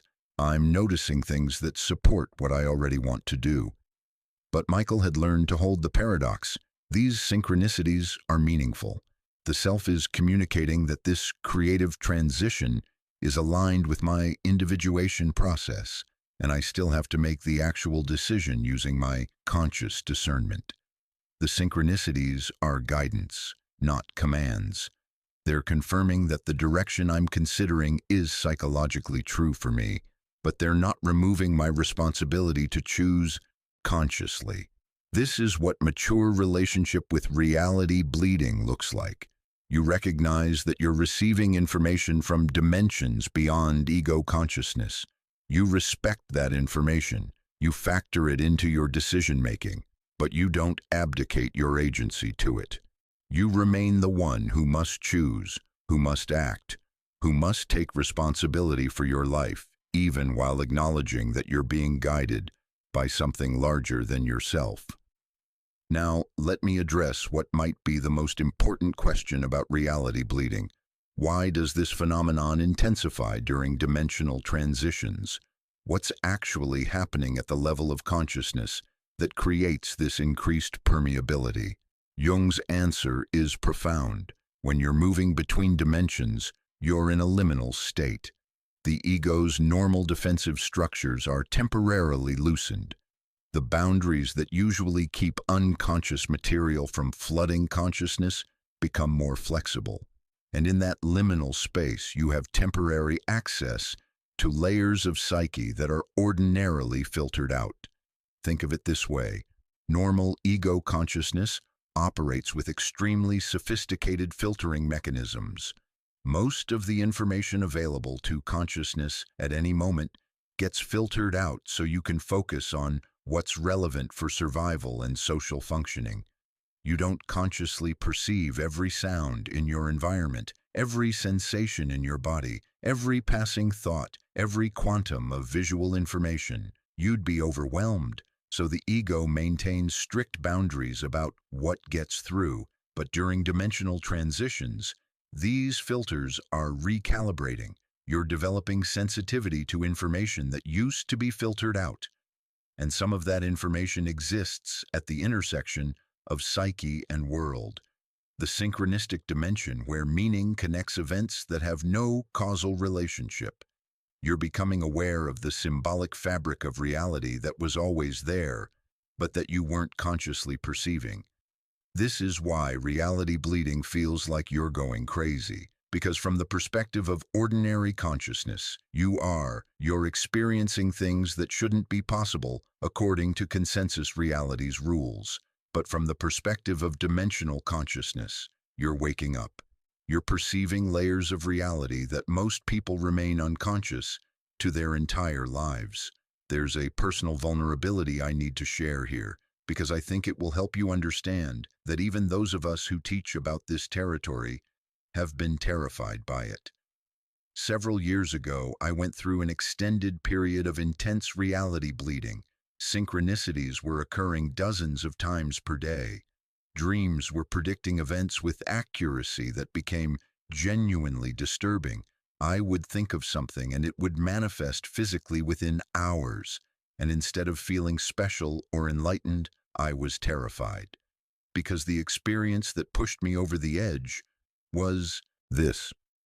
I had a dream where a specific person I'd never met. I knew their face, their name, the exact content of a conversation we would have, appeared and told me something important about the next phase of my work. And 3 days later, that exact person walked into a workshop I was giving. Same face, same name. And within 10 minutes of conversation, they said the exact words from my dream. I went home that night genuinely questioning my sanity, because that's not how reality is supposed to work. And I had a choice in that moment. I could pathologize the experience, convince myself I was having a psychotic break, seek medication to dampen the permeability. I could inflate with it, decide I was developing supernatural abilities, become grandiose about my level of consciousness. Or I could hold the paradox, acknowledge that something extraordinary was happening that I didn't understand, stay grounded in my body and my daily responsibilities, and remain curious about what this permeability was trying to teach me. I chose the third option, and what I eventually understood was that the reality bleeding wasn't about me, personally. It was about the dimensional territory I was entering. The self was orchestrating these synchronicities to confirm that I was on the right path, to encourage me to trust the process even when it didn't make rational sense, to teach me that reality operates according to laws that materialism doesn't acknowledge.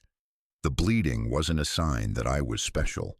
It was a sign that I was finally accessing dimensions that have always existed but that I'd been filtering out.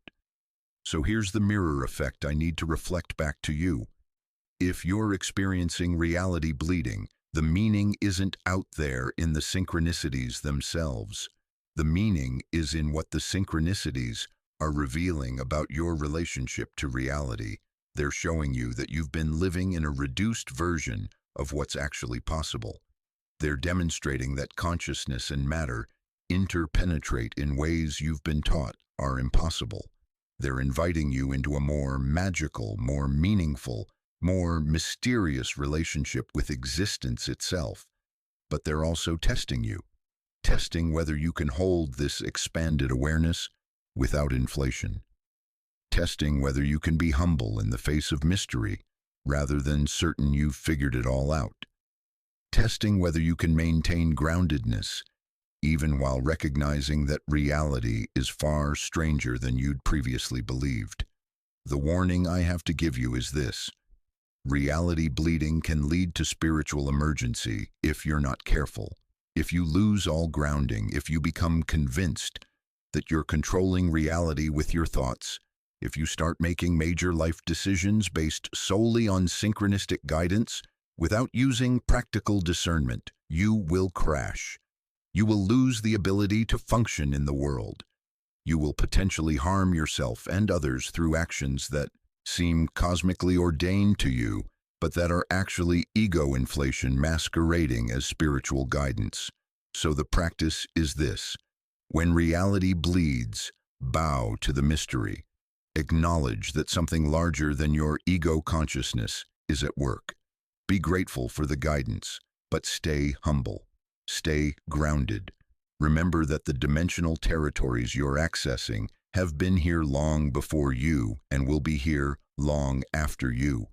You're not their master, you're their student. And if you're not experiencing reality bleeding, if this sign hasn't activated for you yet, that's completely fine. It doesn't mean you're not growing. It doesn't mean you're not on a spiritual path. It means this particular dimensional marker hasn't appeared for you yet. Or it may have appeared subtly and you dismissed it as coincidence.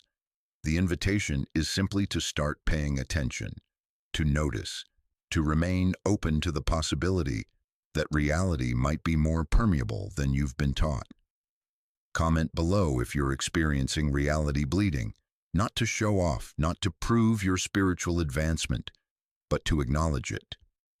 Because naming the experience, sharing it with others who understand, is part of how you metabolize it without being destroyed by it.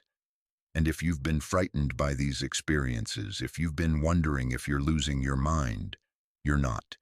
You're entering a new dimension, and that dimensional shift is showing up as permeability between inner and outer reality. This is the first sign, and it's just the beginning. Because once reality starts bleeding, once you recognize that consciousness and world interpenetrate, you can never go back to the innocence of believing they're separate. You've been initiated into dimensional awareness, and the remaining 10 signs are going to take you deeper still. Stay grounded, stay humble, stay curious. The temple doors are opening, and what lies beyond them is going to challenge every assumption you have left about what's real and what's possible. The second sign of dimensional shift is intellectually devastating, and I'm going to be completely honest with you. This one might be the hardest to endure. It's the death of certainty, what philosophers call epistemological collapse. Every belief system you've used to navigate reality, every framework you've relied on to know what's true, every mental structure you've built to create coherence, all of it begins to reveal itself as constructed, arbitrary, and ultimately unable to bear the weight you've been placing on it. This isn't doubt in the casual sense, where you question a particular belief or wonder if you've been wrong about something specific. This is what Jung called absolute uncertainty, the state where you lose the ability to know anything with confidence, including who you are, what's real, and what any of this means. And what makes this experience so disorienting is that it's not depression, it's not nihilism, it's not giving up. It's actually a profound philosophical awakening to the constructed nature of all meaning. But it feels like the ground is disappearing beneath your feet. Let me introduce you to Sophia, because her story perfectly illustrates what this sign looks like when it's actually happening to you. Sophia was a philosophy professor, someone who dedicated her entire adult life to the pursuit of truth, to the rigorous examination of ideas, to the careful construction of rational arguments.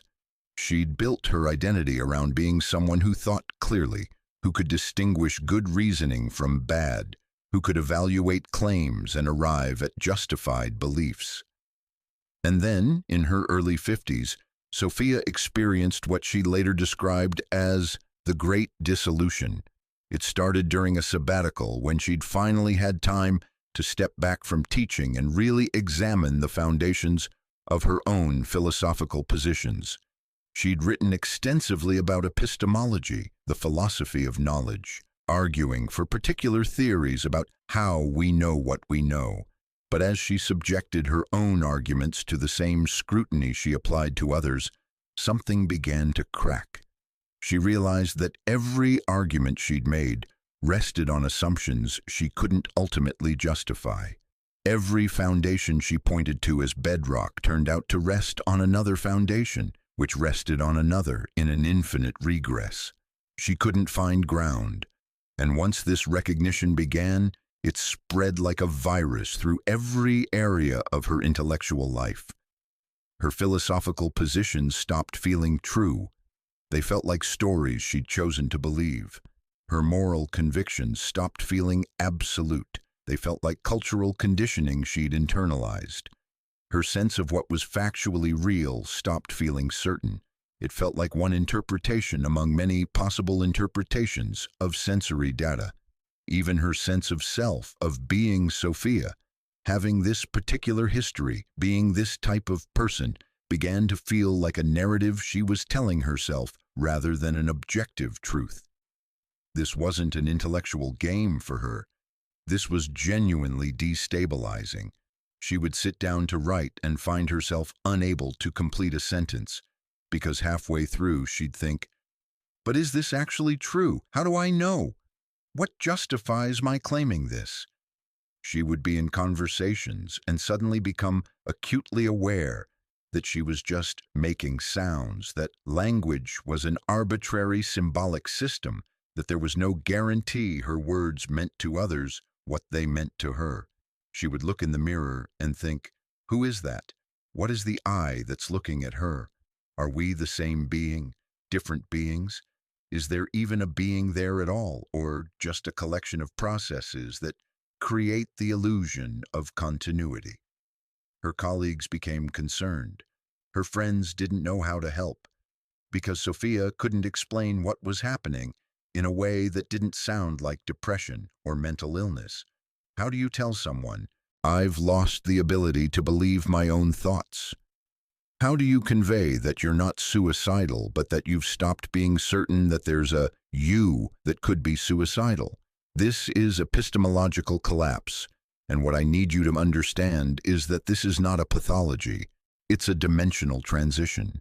When your consciousness moves from the dimension of conventional knowing into deeper dimensional territories, you enter what Zen Buddhism calls don't know mind, or what Christian mystics called the dark night of the soul. You lose epistemological ground because you're transitioning to a dimension where knowledge operates differently than it does in ordinary consciousness.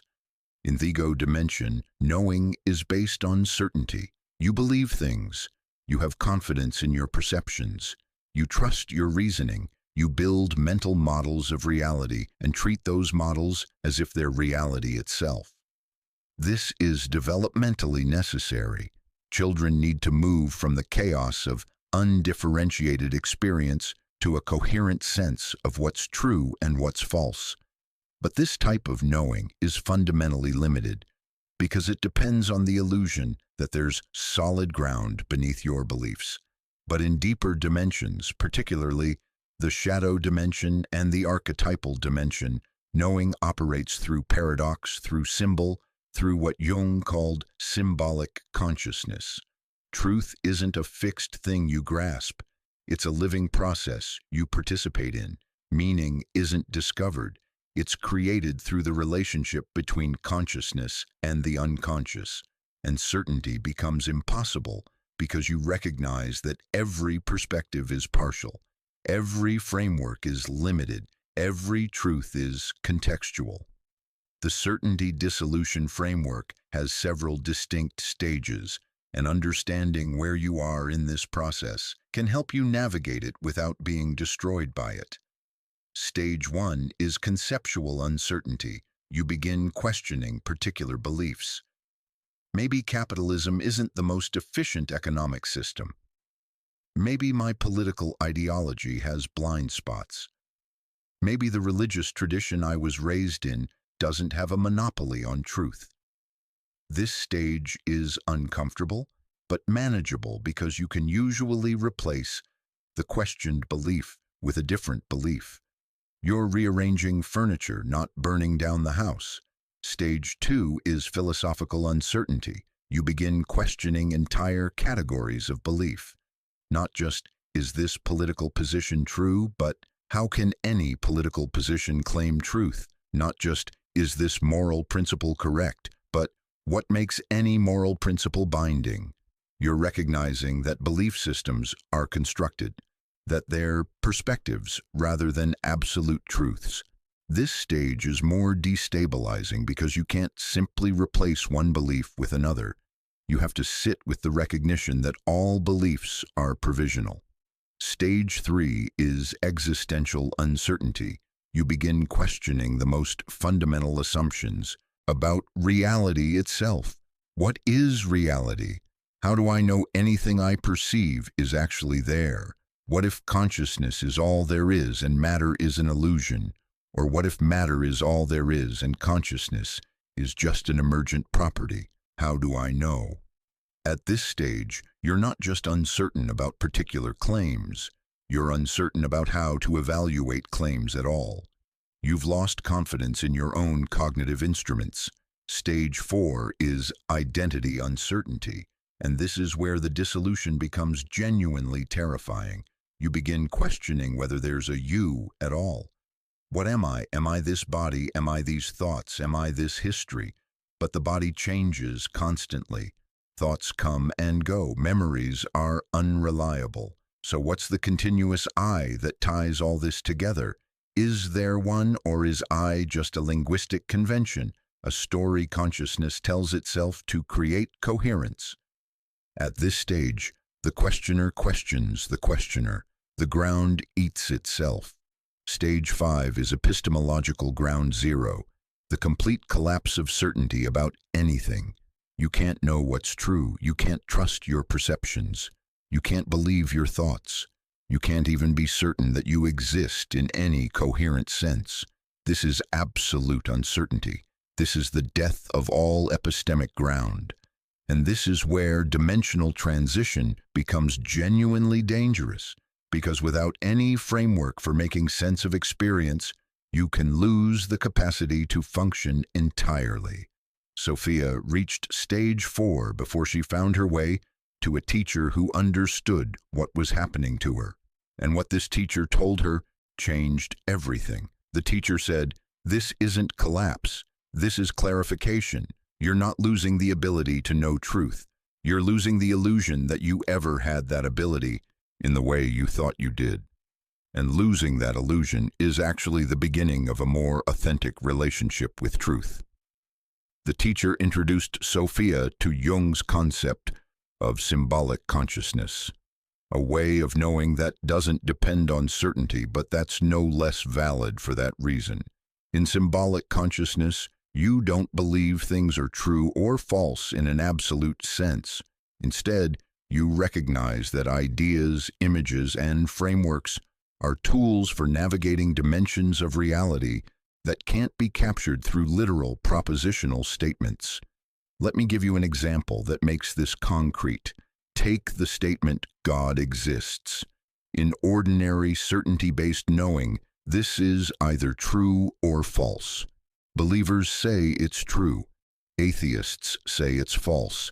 Both are claiming access to absolute knowledge about the ultimate nature of reality. But in symbolic consciousness, you recognize that God is a symbol pointing to something that can't be fully captured in conceptual language, the transcendent organizing principle of existence, the numinous dimension, the self in Jung's terms. From this perspective, asking, does God exist, is the wrong question. The right question is, what psychological reality does this symbol point to? What does it activate in consciousness? What dimension of experience does it help navigate? And suddenly, you're not stuck in the binary of belief versus disbelief. You're in a more sophisticated relationship with truth, where symbols can be psychologically true even if they're not literally factual. This is what saved Sophia from total epistemological despair. She learned to operate with provisional truths, ideas that she could work with as if they were true, without needing them to be absolutely permanently true. She learned symbolic thinking, the capacity to hold that something can be true in one dimension while false in another.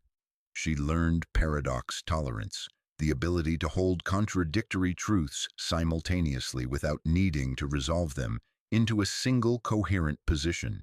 And she learned what Jung called faith without belief, a way of trusting the process of meaning-making even when you can't be certain about the meanings you make. The uncertainty navigation protocol that emerged from this work has 4 essential practices.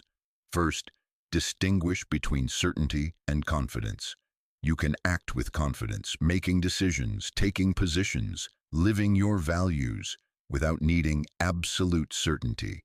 Certainty is the ego's demand that it know the absolute truth. Confidence is the capacity to move forward with the best information you have while remaining open to being wrong. Second, embrace provisional truths. Instead of asking, is this true? Ask, is this useful? Does this help me navigate the dimension I'm currently in? Does this serve my growth and the growth of those around me? You're not abandoning truth. You're recognizing that truth is contextual, that what's true at one dimensional level might not be true at another. Third, practice not knowing. This is different from ignorance. Ignorance is not knowing because you haven't learned. Not knowing is consciously holding the space of uncertainty, even when you could fill it with beliefs. It's the recognition that the mystery is larger than any explanation, that reality exceeds all frameworks. This is profoundly uncomfortable for the ego, but it's essential for dimensional navigation. Fourth, develop what Jung called the symbol-forming capacity. Learn to think imagistically rather than only conceptually. When you encounter a situation where you don't know what's true, ask, what image or symbol captures the essence of this? What does my unconscious present when I hold this question? This shifts you from the dimension of literal knowing to the dimension of symbolic knowing, which is actually more sophisticated and more aligned with how the deeper psyche operates. Sophia spent 2 years practicing these principles, and something remarkable happened. The certainty didn't return. She never regained the confident belief that she knew what was absolutely true. But she developed something more valuable: the capacity to operate effectively without certainty. She could teach philosophy while acknowledging that all philosophical positions are partial perspectives. She could have moral convictions while recognizing that morality is contextually constructed. She could maintain a coherent sense of self while understanding that the self is a fluid process rather than a fixed entity. But here's what's crucial to understand about this sign. The death of certainty doesn't happen just once. It's recursive. Every time you enter a new dimension, you lose the certainty of the previous dimension. When you move from ego to shadow, you lose certainty about your goodness. When you move from shadow to animus, you lose certainty about your gender identity. When you move from personal to archetypal, you lose certainty about what's you versus what's the collective unconscious acting through you. Every dimensional transition requires another death of certainty, and this is actually what protects you from inflation. Because inflation, the phenomenon where the ego becomes identified with archetypal energies and believes it's godlike, only happens when you think you've achieved certainty again. I know the truth now. I've been enlightened. I understand how reality works. That certainty is actually evidence that you've stopped growing, that you've created a new belief system to avoid the discomfort of not knowing.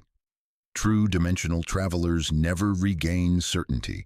They become comfortable, or at least functional, in perpetual uncertainty. They develop what the poet John Keats called negative capability, the capacity to remain in uncertainties, mysteries, doubts, without any irritable reaching after fact and reason. This is not agnosticism in the sense of I don't know and I don't care. This is sophisticated epistemological humility. I don't have access to absolute truth, but I can navigate reality effectively through symbolic consciousness, provisional truths, and continuous openness to correction. Let me share a personal vulnerability here because I think it will help you understand that even years into dimensional work, the death of certainty continues. There was a period in my life when I thought I'd figured it out. I had a framework, Jungian psychology combined with contemplative practice, that seemed to explain everything. I could make sense of any experience through this lens. I had certainty again, or so I thought. And then I went through a period where that framework stopped working. I had experiences that didn't fit the Jungian model. I encountered dimensions of consciousness that my contemplative practice hadn't prepared me for, and I had a choice: defend my framework, force my experiences to fit it, maintain the certainty I'd rebuilt, or let the framework be provisional, acknowledge its limitations, return to not knowing. I chose the latter, and it was devastating, because I'd built an identity around being someone who understood consciousness deeply. I'd written about it, taught about it, guided others through it, and suddenly I was back at epistemological zero, questioning everything I thought I knew. It felt like failure. It felt like I'd wasted years building something that turned out to be just another story. But what I eventually understood was that this collapse was actually growth. Every time you lose certainty, you're creating space for deeper truth to emerge. The frameworks you build are necessary. They help you navigate dimensions you couldn't otherwise access. But they're also ultimately insufficient, because reality is always larger than any framework that attempts to contain it. The collapse of certainty isn't the end of knowing. It's the evolution of knowing into a more sophisticated relationship with truth. So here's the mirror effect. If you're experiencing the death of certainty, what you're calling confusion or losing your way is actually epistemological sophistication. You're becoming conscious of what was always true, but that less dimensionally aware people never recognize. That certainty is an ego defense mechanism, that all frameworks are provisional, that the universe is stranger and more mysterious than any story we tell about it. The culture around you will try to pull you back into certainty. People will be uncomfortable with your not knowing. They'll say things like, "You need to make up your mind," or "You can't be so wishy-washy," or "Have some conviction."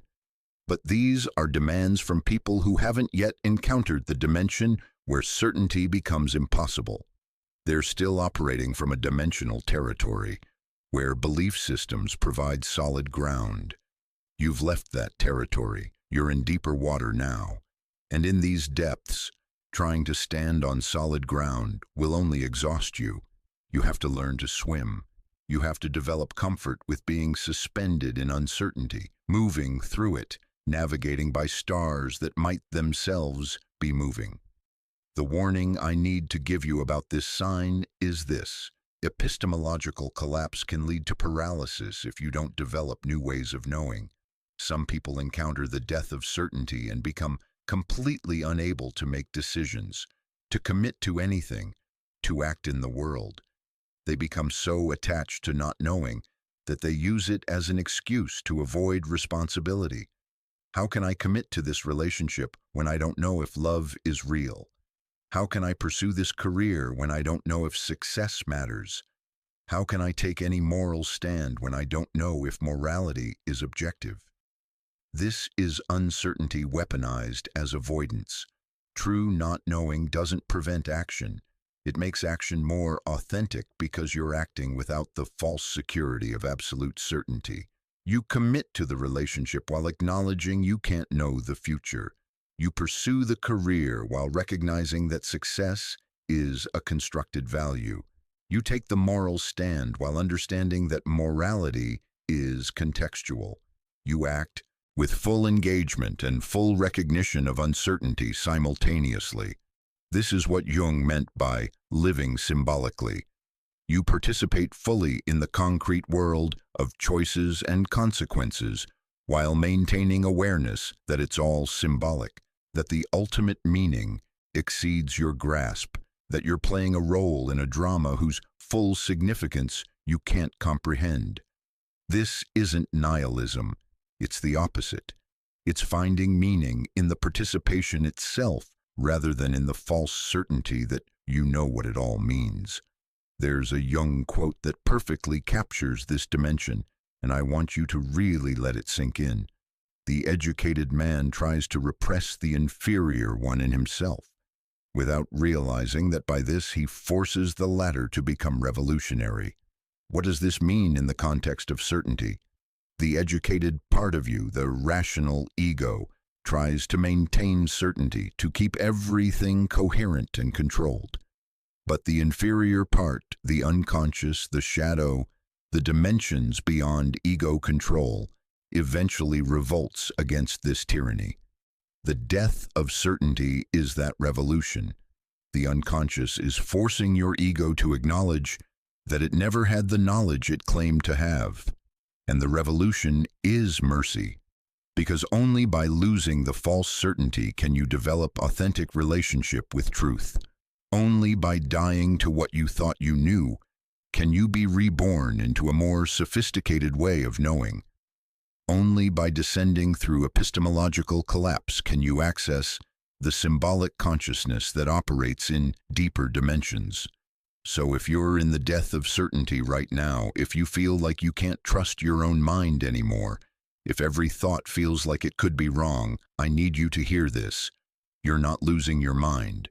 You're finding dimensions of mind that operate beyond conceptual certainty. You're being initiated into symbolic consciousness. And while this process is brutal, while it strips you of the comfort of knowing, it's also liberating you from the prison of false certainty.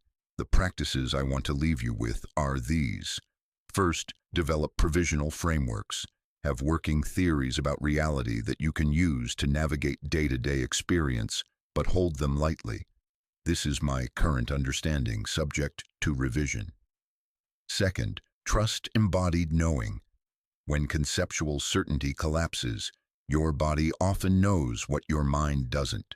Physical sensation, emotional response, somatic intelligence. These can guide you when rational certainty fails. Third, maintain practices. Meditation, journaling, creative expression. These keep you grounded even when your conceptual world is in flux. They give you continuity when your beliefs are discontinuous. Fourth, find companions who understand. Epistemological collapse is profoundly isolating if you're surrounded by people who still have certainty. Seek out others who are navigating dimensional territories, who understand not knowing not as failure but as sophistication. And finally, trust the process. Jung called individuation the goal of human development, and individuation requires epistemological humility. You cannot become whole while maintaining rigid certainty, because certainty is the ego's defense against dimensions it doesn't control. The death of certainty is the ego learning to surrender its demand for absolute knowledge, so that deeper dimensions of psyche can emerge and be integrated. Comment below if this sign is active in your life. Not to commiserate in confusion, but to acknowledge the dimensional territory you're in, because naming it, recognizing that you're in the death of certainty rather than just confused, gives you the framework to navigate it consciously. And if you're reading this and still have certainty about most things, that's fine. This sign may not have activated for you yet, but be aware, if you continue growing dimensionally, certainty will eventually die. And when it does, you'll need the framework we've explored here to survive the passage. This is the second sign, and it's preparing you for what comes next, because once certainty dies, once you recognize that all knowing is provisional and symbolic, you become open to forms of knowledge that bypass rational consciousness entirely. You become receptive to information that doesn't come from books or logic or empirical observation. You become permeable to dimensions of knowing that transcend individual biography, which brings us to the third sign, ancestral memory activation. The death of certainty opens the door. What walks through that door is going to challenge every remaining assumption you have about what consciousness is and where it's located. Stay with me. The descent continues. The third sign of dimensional shift ruptures something even more fundamental than the boundary between inner and outer reality, even more destabilizing than the loss of certainty. This sign ruptures time itself. You begin experiencing memories, emotions, and knowledge that don't belong to your biographical life, accessing what Jung called the collective unconscious through ancestral and archetypal memory. And what makes this sign so profoundly disorienting is that it violates the basic assumption that your consciousness is limited to your individual lifetime, that what you remember is only what you personally experienced. But dimensional shifts reveal that this assumption is wrong. Your psyche doesn't just contain your personal history. It contains layers of history that go back through your family lineage, through your cultural inheritance, through your species memory, all the way back to primordial human consciousness itself. And when you enter dimensional territories deep enough, these layers become accessible. You start experiencing things that feel like your memories, but that couldn't possibly be yours. You start knowing things you were never taught. You start carrying emotions that belong to people who died before you were born. Let me tell you about James, because his story illustrates exactly how shocking and undeniable this sign becomes when it activates. James was 32 years old, born in 1990, raised in suburban California, living a completely contemporary life with no particular connection to historical events or military experience. He'd grown up in a peaceful household. He'd never been in combat. He had no conscious interest in war history. And then, during a particularly intense period of dimensional transition triggered by his father's sudden death, James began having experiences that made no sense. He would be going about his day, working at his software job, shopping for groceries, sitting in traffic, and suddenly be overwhelmed by visceral, embodied memories of being in trenches, not imagining trenches, not thinking about trenches, actually being in them, feeling the mud, smelling the decomposition, hearing the artillery, experiencing the crushing combination of terror and numbness that comes from prolonged exposure to violence. These weren't vague impressions. They were complete sensory memories, indistinguishable from his actual biographical memories, except for the impossible fact that they weren't his. At first, James did what any rational person would do. He assumed he was having some kind of stress reaction to his father's death, that his mind was creating fantasy scenarios as a way of processing grief. But the experiences continued, and they had a specificity that fantasy doesn't have. He could describe the exact design of the trenches, the particular sounds of different artillery, the smell of cordite mixed with mud and death, details he'd never encountered in movies or books. Disturbed and confused, James began researching, and what he discovered made the experiences even more inexplicable. His great-grandfather, whom he'd never met and whom his family rarely talked about, had fought in World War I, had been in the trenches in France, had survived but returned deeply traumatized, spending the rest of his life in and out of psychiatric institutions with what they called shell shock and what we now call PTSD. James obtained his great-grandfather's military records, and the details matched: the specific locations, the types of artillery, the conditions of trench warfare. James was experiencing memories of events that happened 25 years before his father was even born. Events he'd never been told about, carried in his body as if they were his own experiences. This is ancestral memory activation, and what I need you to understand is that this is not metaphor, this is not imagination, this is actual psychic inheritance, the transmission of emotional content, traumatic imprints, and even specific experiential memories through familial lines.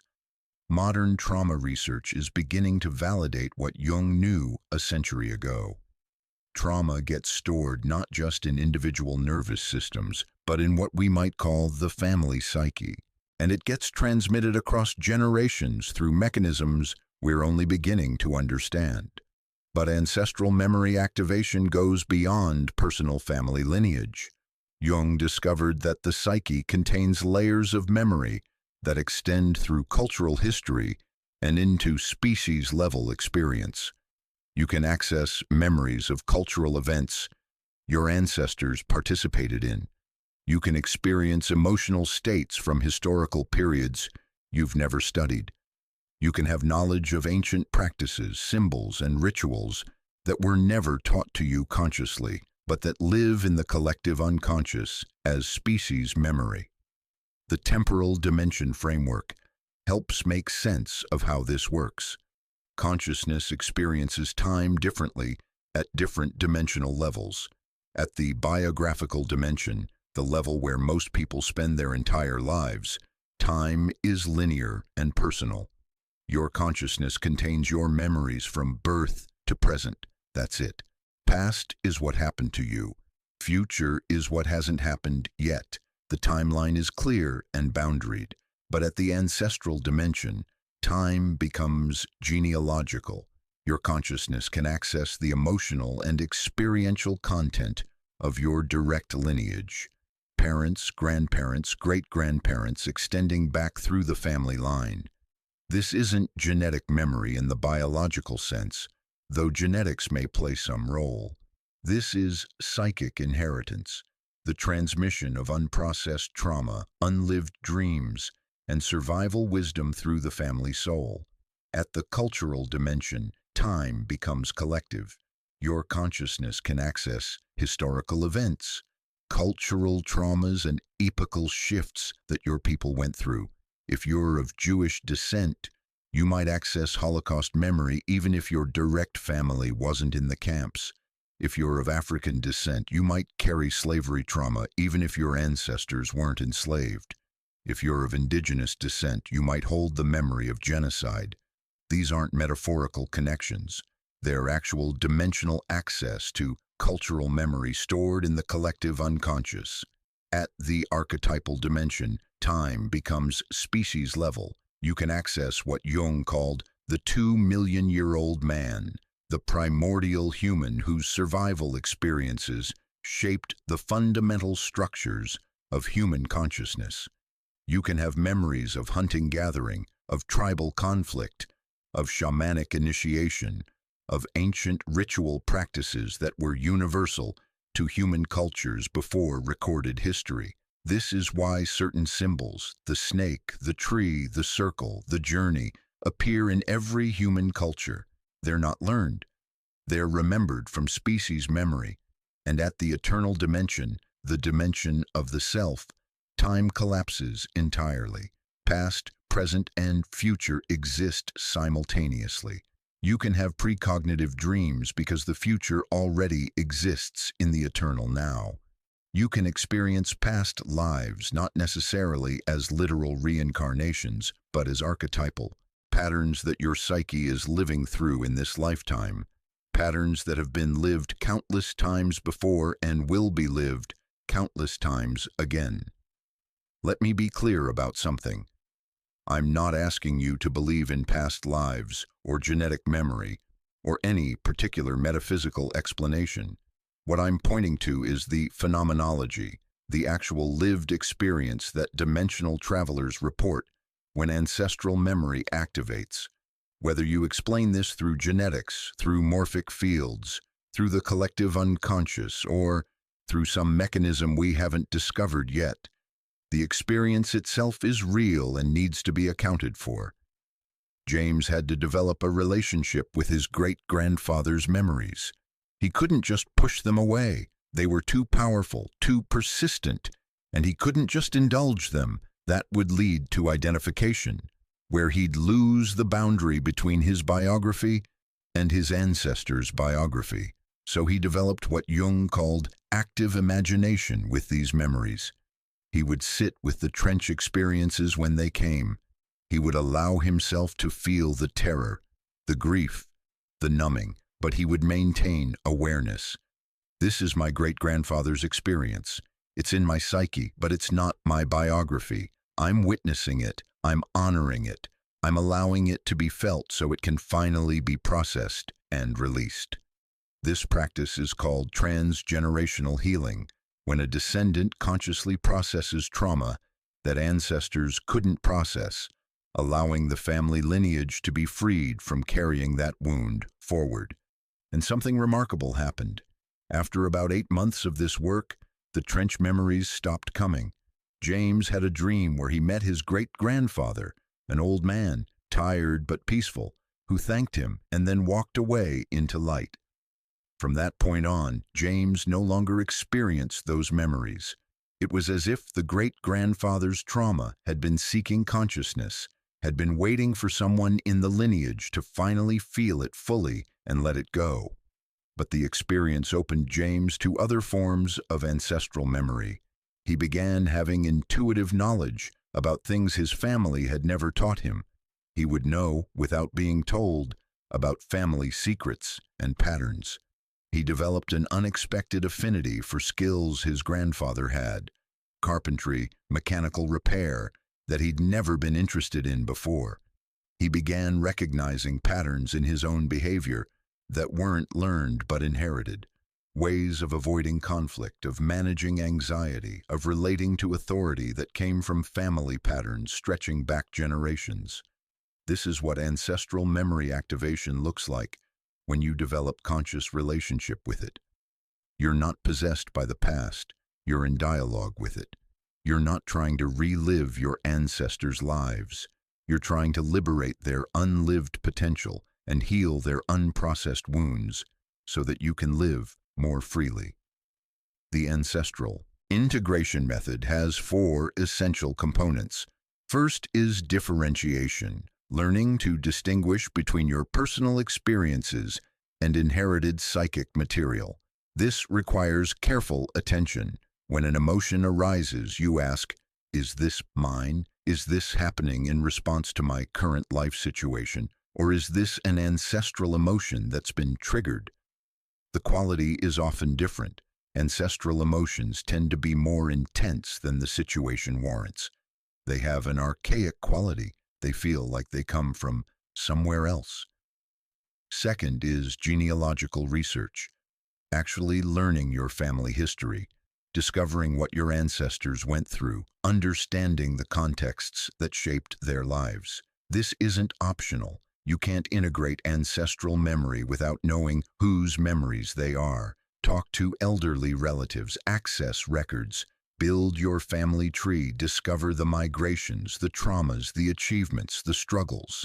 This concrete knowledge gives you a framework for making sense of what you're experiencing psychically. Third is somatic tracking, paying attention to where ancestral material is stored in your body.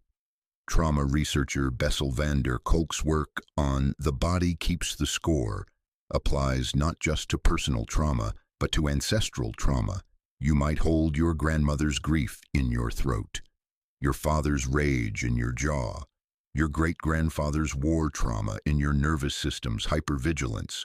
Learn to feel these holdings in your body and to release them through somatic practices, movement, breath work, body work, any modality that helps you process what's been stored below conscious awareness.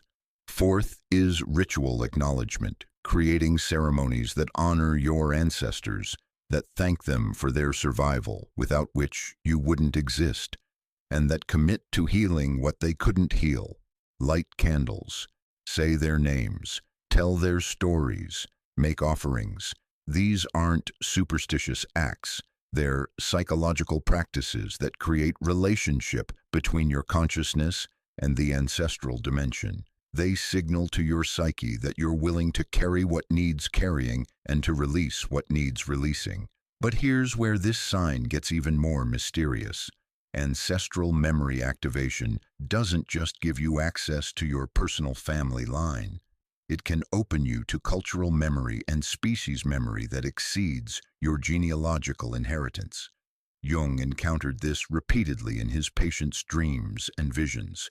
People from Christian backgrounds dreaming of Hindu deities, Europeans having visions of African tribal initiation, modern urbanites experiencing shamanic journeys they'd never read about.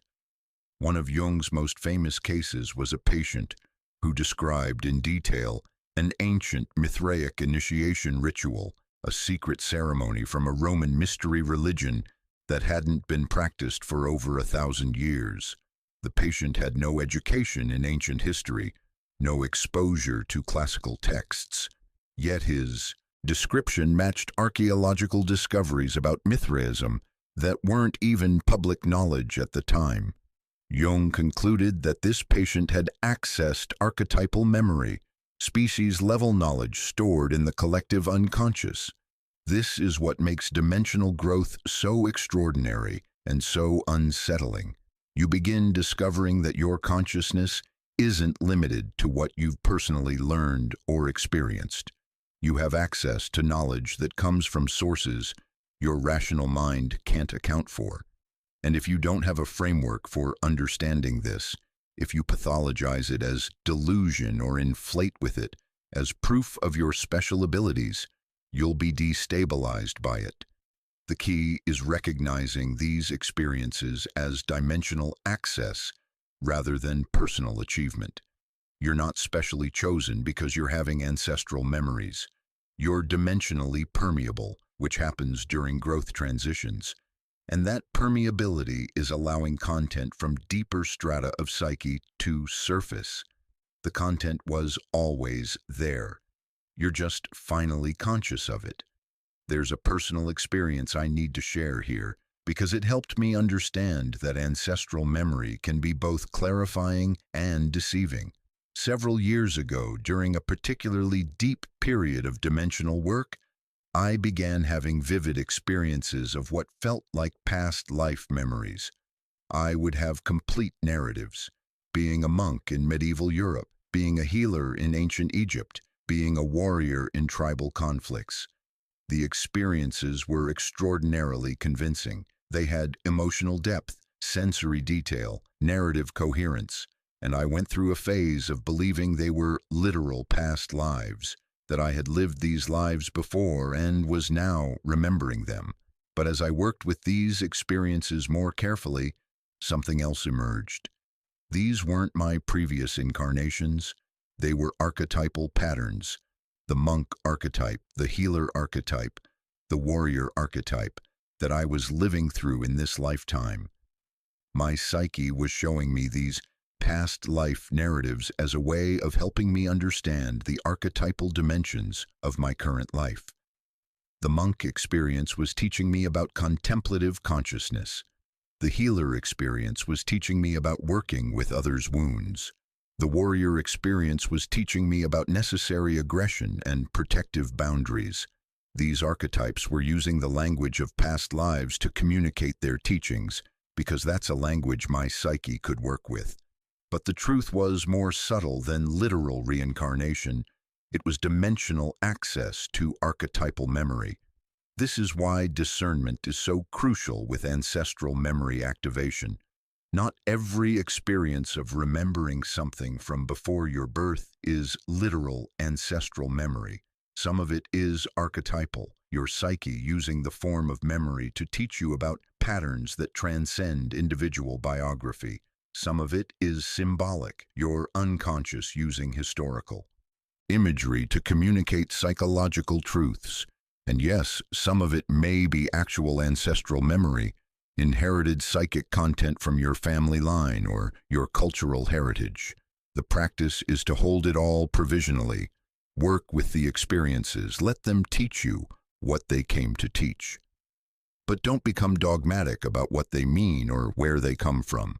The meaning is in the transformation they catalyze, not in having the correct metaphysical explanation for how they're possible. Here's the mirror effect I need to reflect back to you. If you're experiencing ancestral memory activation, what you're discovering is that you're not as isolated as you thought you were. Your consciousness doesn't begin and end with your biography. You're embedded in lineages, family lineages, cultural lineages, species-level patterns, and those lineages are active in your psyche whether you're conscious of them or not. The activation isn't giving you something new, it's making conscious what was always there. And with that consciousness comes responsibility, because once you become aware that you're carrying ancestral material, you have a choice about what to do with it. You can unconsciously pass it forward, repeating family patterns, transmitting unhealed trauma to your children, acting out ancestral wounds in your relationships. Or you can consciously process it, feeling what needs to be felt, healing what can be healed, releasing what needs to be released so that the lineage can evolve rather than simply repeat. This is what Jung meant by individuation, serving not just personal growth, but collective evolution. When you heal your ancestral wounds, you're not just helping yourself, you're healing backwards in time, liberating your ancestors from patterns they were trapped in, and forwards in time, freeing your descendants from having to carry what you've processed. You're serving as a transformer point in the lineage, a place where consciousness becomes strong enough to metabolize what previous generations couldn't. The warning about this sign: ancestral memory activation can lead to identification and inflation if you're not careful. You start believing you actually were that past person, that you're the reincarnation of someone important, that your spiritual significance is tied to who you were before rather than who you're becoming now. This is dangerous because it pulls you out of present moment responsibility. It makes your current life less important than these dramatic memories from other times. Or you become identified with your family trauma. I'm damaged because of what was done to my ancestors, and use that as an excuse to avoid your own growth work. Ancestral memory activation should liberate you, not trap you. It should expand your sense of who you are, not excuse you from the responsibility of becoming who you need to become. The practices that keep you grounded. First, always return to your biography. Whatever ancestral memories arise, they're arising in service of your life now. What are they teaching you? How do they help you understand your current patterns? What healing are they inviting in your present circumstances? The past is important only insofar as it illuminates the present and liberates the future. Second, maintain historical humility. You don't know with certainty whether these memories are literal, archetypal, or symbolic. Hold them as meaningful without being dogmatic about their ontological status. Work with them as teachings without claiming to know their ultimate source. Third, integrate somatically. Ancestral memory isn't just mental content, it's held in your body. Use somatic practices to process and release what's been stored. Your body knows how to let go of what isn't yours to carry if you give it the opportunity. Fourth, serve the lineage forward. The point of accessing ancestral memory isn't to become obsessed with the past, it's to free the future. Ask yourself, what does my lineage need from me? How can I be the one who breaks the pattern? What gift can I give to those who come after me by healing what was transmitted to me? Comment below if ancestral memory is activating in your life. What experiences are you having that feel like they're not entirely yours? What family patterns are you becoming aware of? What cultural or collective memories are surfacing? Naming these experiences helps integrate them consciously, rather than being unconsciously driven by them. And if this sign hasn't appeared for you yet, that's completely natural. Ancestral memory activation typically occurs later, in dimensional transitions, after you've done substantial ego development and shadow work. Your psyche won't give you access to ancestral material until it trusts that you can handle it without being overwhelmed or inflated by it. But know this, your ancestors are in you. Their survival wisdom, their unhealed wounds, their unlived dreams, all of it lives in your psyche waiting for consciousness. And when dimensional growth is deep enough, when you've descended far enough into the unconscious, you will meet them. You will carry what they couldn't carry. You will heal what they couldn't heal. You will become the place where lineages are freed and futures are liberated. This is the third sign. Time has collapsed. The past is present. The ancestors are speaking. And you're learning that consciousness is vastly larger and older than your individual biography. The dimensional journey continues, and it's about to get darker before it gets lighter. The fourth sign of dimensional shift is morally terrifying, and I need to warn you before we go deeper. This is where most spiritual seekers abort their growth. This is where the comfortable narratives about ascension and light and higher consciousness reveal themselves as defenses against the actual work of transformation. Because here's what no one tells you about spiritual growth. It doesn't make you lighter first. It makes you darker. Your shadow doesn't shrink as you evolve. It magnifies, becoming more powerful, more visible, more demanding of acknowledgement than it's ever been before. This is Jung's most disturbing insight, the one that separates authentic depth psychology from spiritual bypassing. Spiritual growth amplifies darkness before it integrates it. And if you're not prepared for this, if you believe that becoming more conscious means becoming more pure, you will be devastated by what emerges from your depths during dimensional transitions. Let me introduce you to Rachel because her story embodies the terror and necessity of this sign. Rachel was a healer, and I mean that in every sense.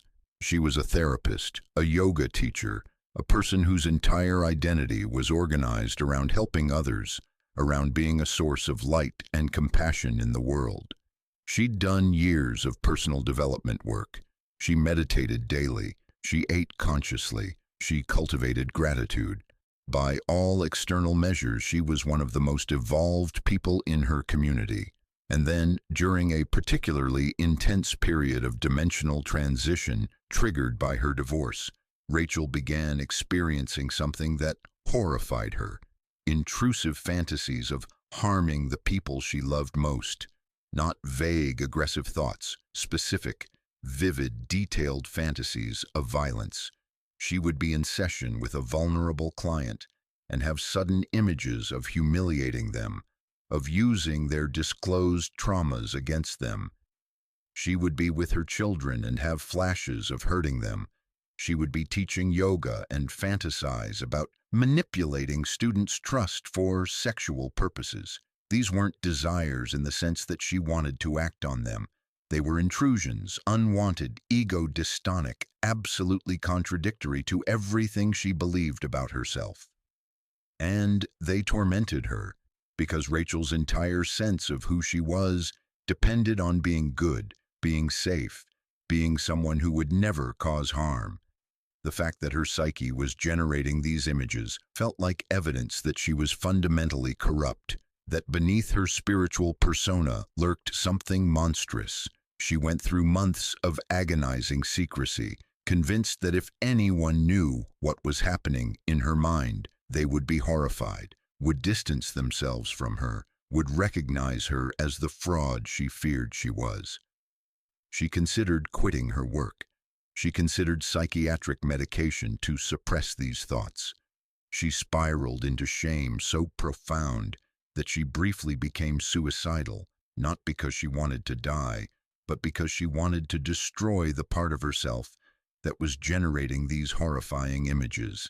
This is shadow magnification at its most intense, and what Rachel didn't understand, what she needed a skilled Jungian analyst to help her see, is that these intrusive fantasies weren't evidence of her corruption. They were evidence of her growth.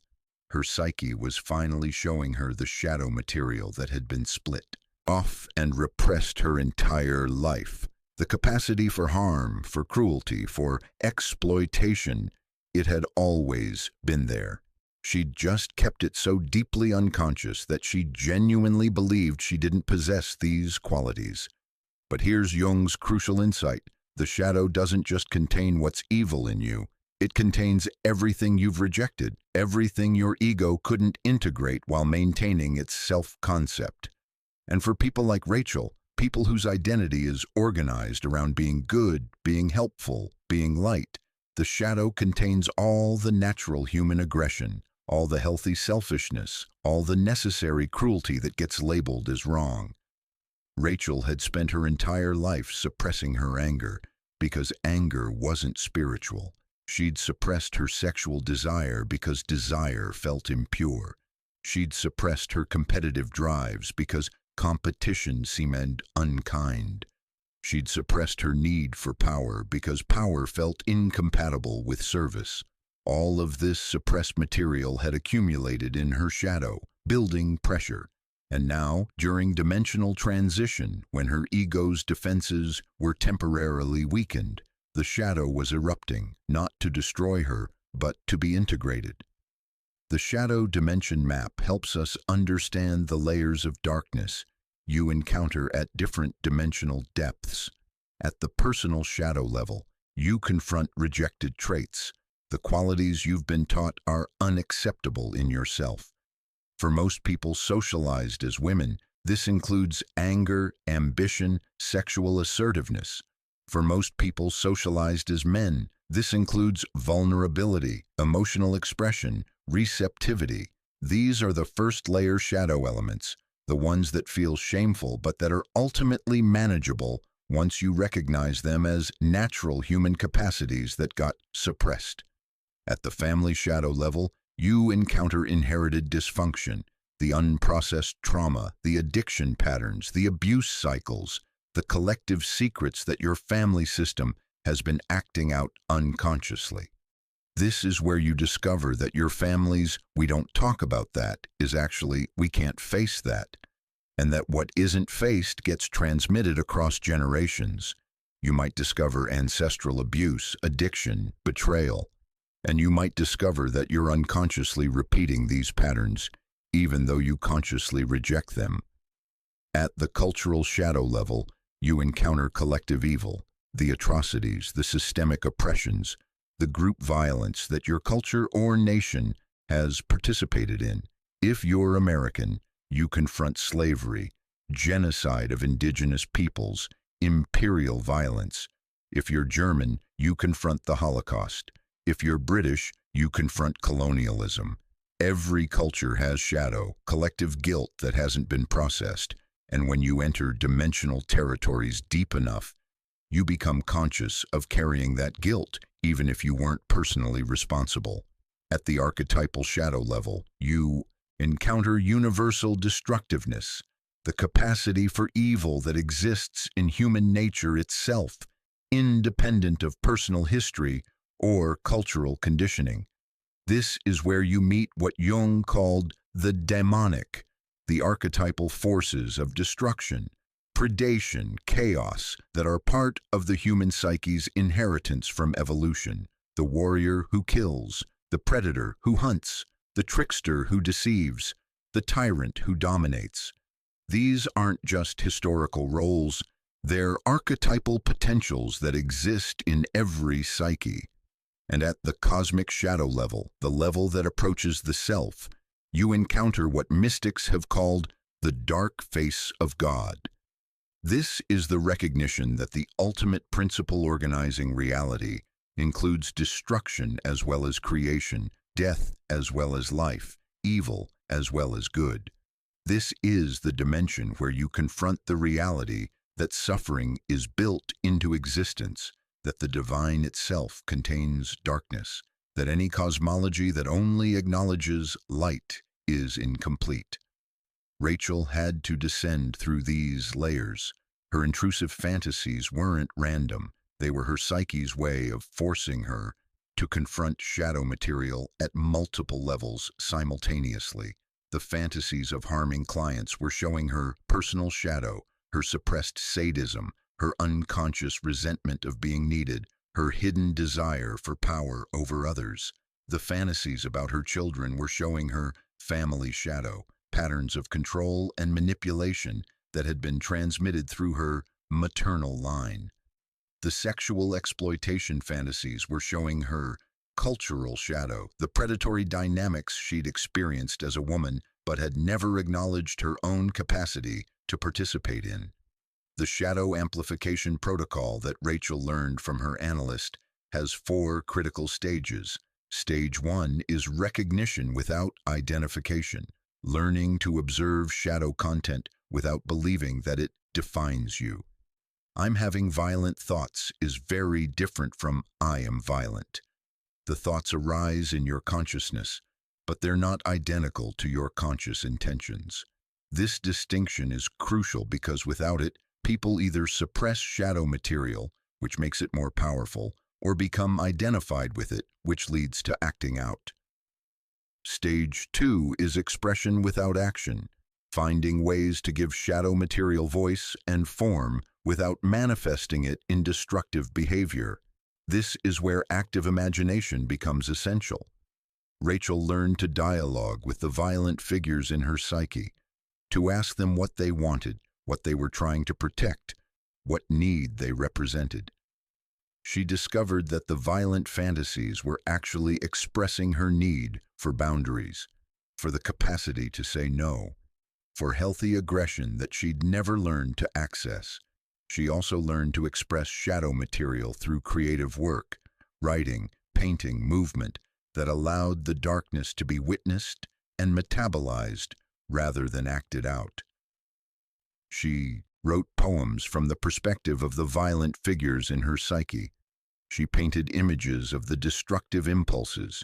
She moved in ways that embodied rage and predation. This wasn't indulging the shadow.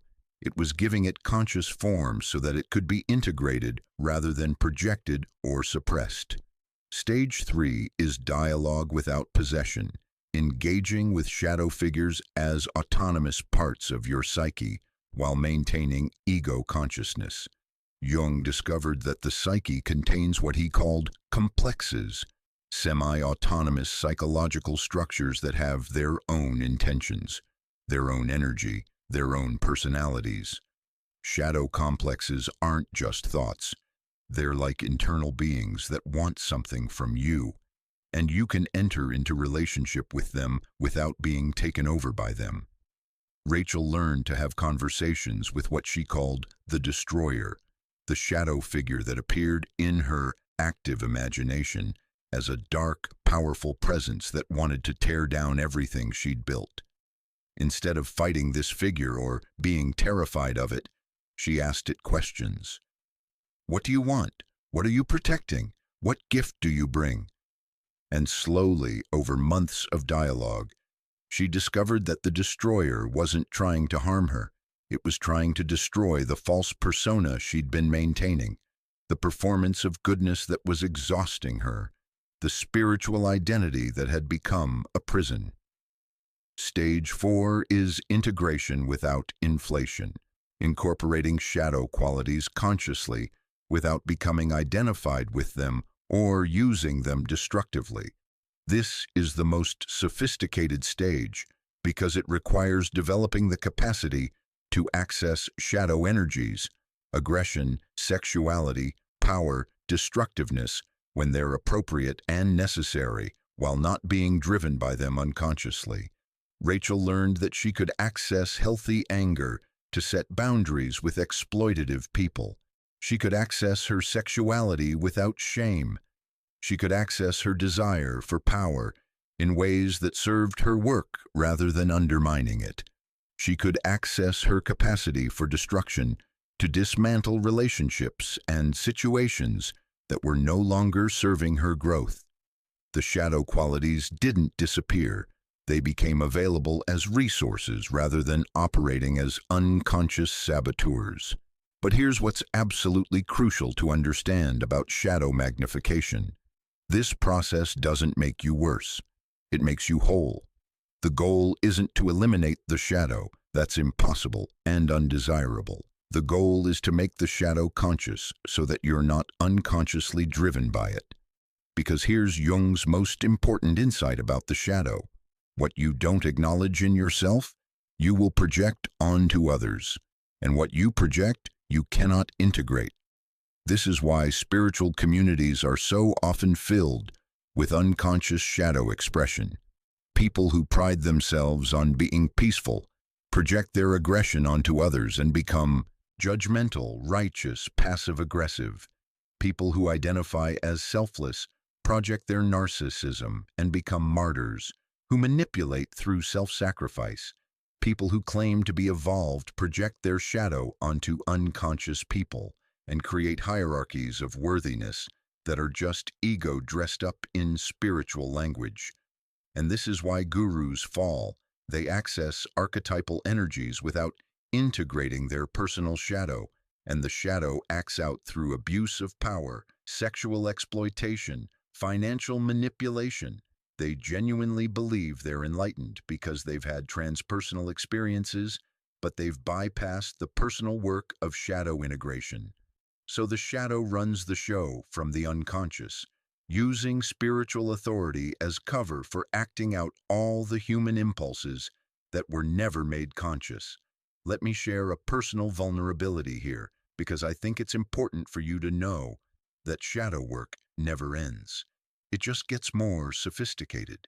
Several years into teaching about Jungian psychology and consciousness, I began noticing a pattern. I would become irrationally irritated by certain teachers in the field. I would see them as inauthentic, as performing enlightenment, as misleading people. I would feel morally superior to them, as if I understood depth psychology in a way they didn't. And one day, during my own analysis, my analyst said something that shattered this comfortable narrative. Everything you're criticizing in them is something you're afraid of in yourself. I wanted to reject this immediately. I wasn't inauthentic. I wasn't performing. I wasn't misleading people. But as I sat with it, as I got brutally honest with myself, I had to acknowledge the truth. I was afraid of those exact qualities in myself, afraid that I might be performing depth without actually having it, afraid that I might be using Jungian authority to avoid my own continued growth, afraid that I might be unconsciously manipulating people's admiration.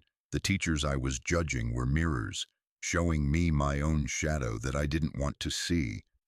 And once I could acknowledge this, once I could own that, yes, I have the capacity for inauthenticity, for performance, for manipulation, the irritation disappeared. I could see those teachers more clearly, both their genuine gifts and their genuine limitations, without the distortion of projection. and I could watch myself more carefully for the unconscious expressions of these qualities in my own work. This is the mirror effect of shadow magnification. The qualities you judge most harshly in others are typically the qualities you're most afraid of in yourself. And until you can acknowledge them, integrate them, take responsibility for them, you will continue to encounter them in the world as if they're only out there rather than recognizing they're also in here. So if you're experiencing shadow magnification right now, if you're having disturbing thoughts, if you're noticing dark impulses, if you're seeing aspects of yourself that terrify you, I need you to understand something crucial. This is not evidence that you're becoming worse. This is evidence that you're becoming conscious. The darkness was always there. You're just finally seeing it. And seeing it is the first step toward integrating it. The practices I want to leave you with are these. First, develop a shadow journal. When disturbing thoughts or impulses arise, write them down without censorship. Don't judge them. Don't try to make them spiritual. Just witness them on paper. This externalizes the shadow content so you can observe it without being identified with it. Second, work with active imagination. Dialogue with your shadow figures. Give them form in your imagination and ask them what they want. You'll discover that most shadow content, when given voice, is actually trying to serve you, trying to restore balance, trying to protect something important, trying to express a need that your ego has been denying. Third, find an ethical container for shadow expression. A good therapist, a trusted friend who can handle darkness, a Jungian analyst who understands shadow work, someone who won't be horrified by your darkness and won't collude with suppressing it. Shadow material needs to be witnessed by another human being to be fully integrated. Keeping it secret gives it power. Fourth, watch your projections. Pay attention to who triggers you, who you judge, who you're convinced is bad or wrong or destructive. Those people are typically carrying shadow qualities you haven't owned in yourself. This doesn't mean they're not actually problematic. It means your intense reaction is revealing something about your own disowned material. Fifth, develop ethical discernment. Shadow integration doesn't mean acting on every impulse. It means being conscious of the impulses so you can choose wisely. You can acknowledge your rage without harming others. You can own your desire for power without exploiting people. You can recognize your capacity for cruelty without being cruel. Consciousness gives you choice. Unconsciousness leaves you driven by forces you don't recognize. The warning about this sign is critical. Shadow magnification without proper support can be dangerous. If you're having intrusive, violent thoughts, and you don't have a framework for understanding them, you might become genuinely concerned about your capacity to harm others. If you're discovering the depth of your own darkness, without anyone to witness it compassionately, you might spiral into shame so profound it becomes self-destructive. This is why Jung insisted that individuation shouldn't be undertaken alone.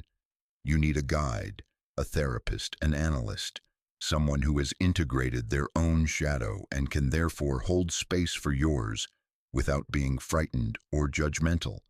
Someone who can help you differentiate between shadow content that needs to be integrated and pathological ideation that needs clinical intervention. And this is why spiritual bypassing is so seductive and so destructive. It offers you a way to skip shadow work, to go straight to light and love and higher consciousness, to believe that spiritual practice will somehow dissolve your darkness, but it won't. Meditation doesn't eliminate the shadow, it makes you more aware of it. Prayer doesn't erase your capacity for evil, it brings you face to face with it. Spiritual development without shadow integration creates what Jung called the inflated ego, someone who identifies with light while their shadow acts out destructively from the unconscious.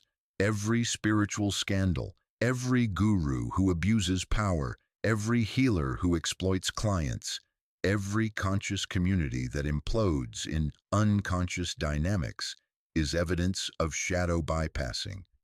These aren't bad people who infiltrated spiritual communities. These are people who accessed transpersonal dimensions without first integrating their personal shadow, and the shadow used their spiritual authority to express itself.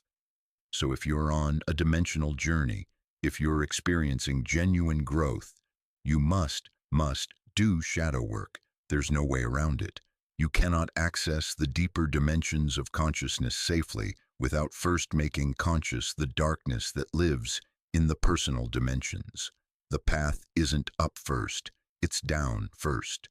You descend into your darkness before you can ascend with integrity. Comment below if shadow magnification is active in your life.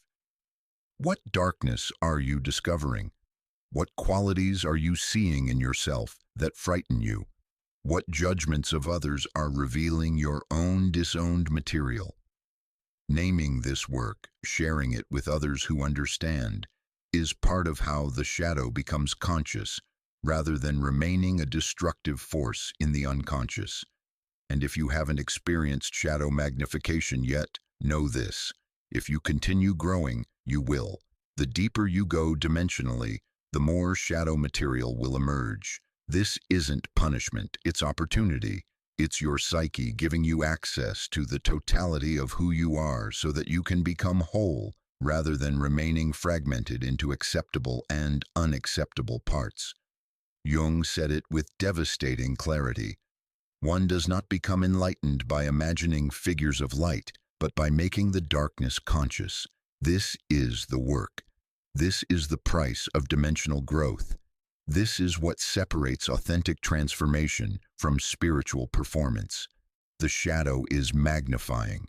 Your darkness is becoming visible, and this is exactly what needs to happen for you to become whole.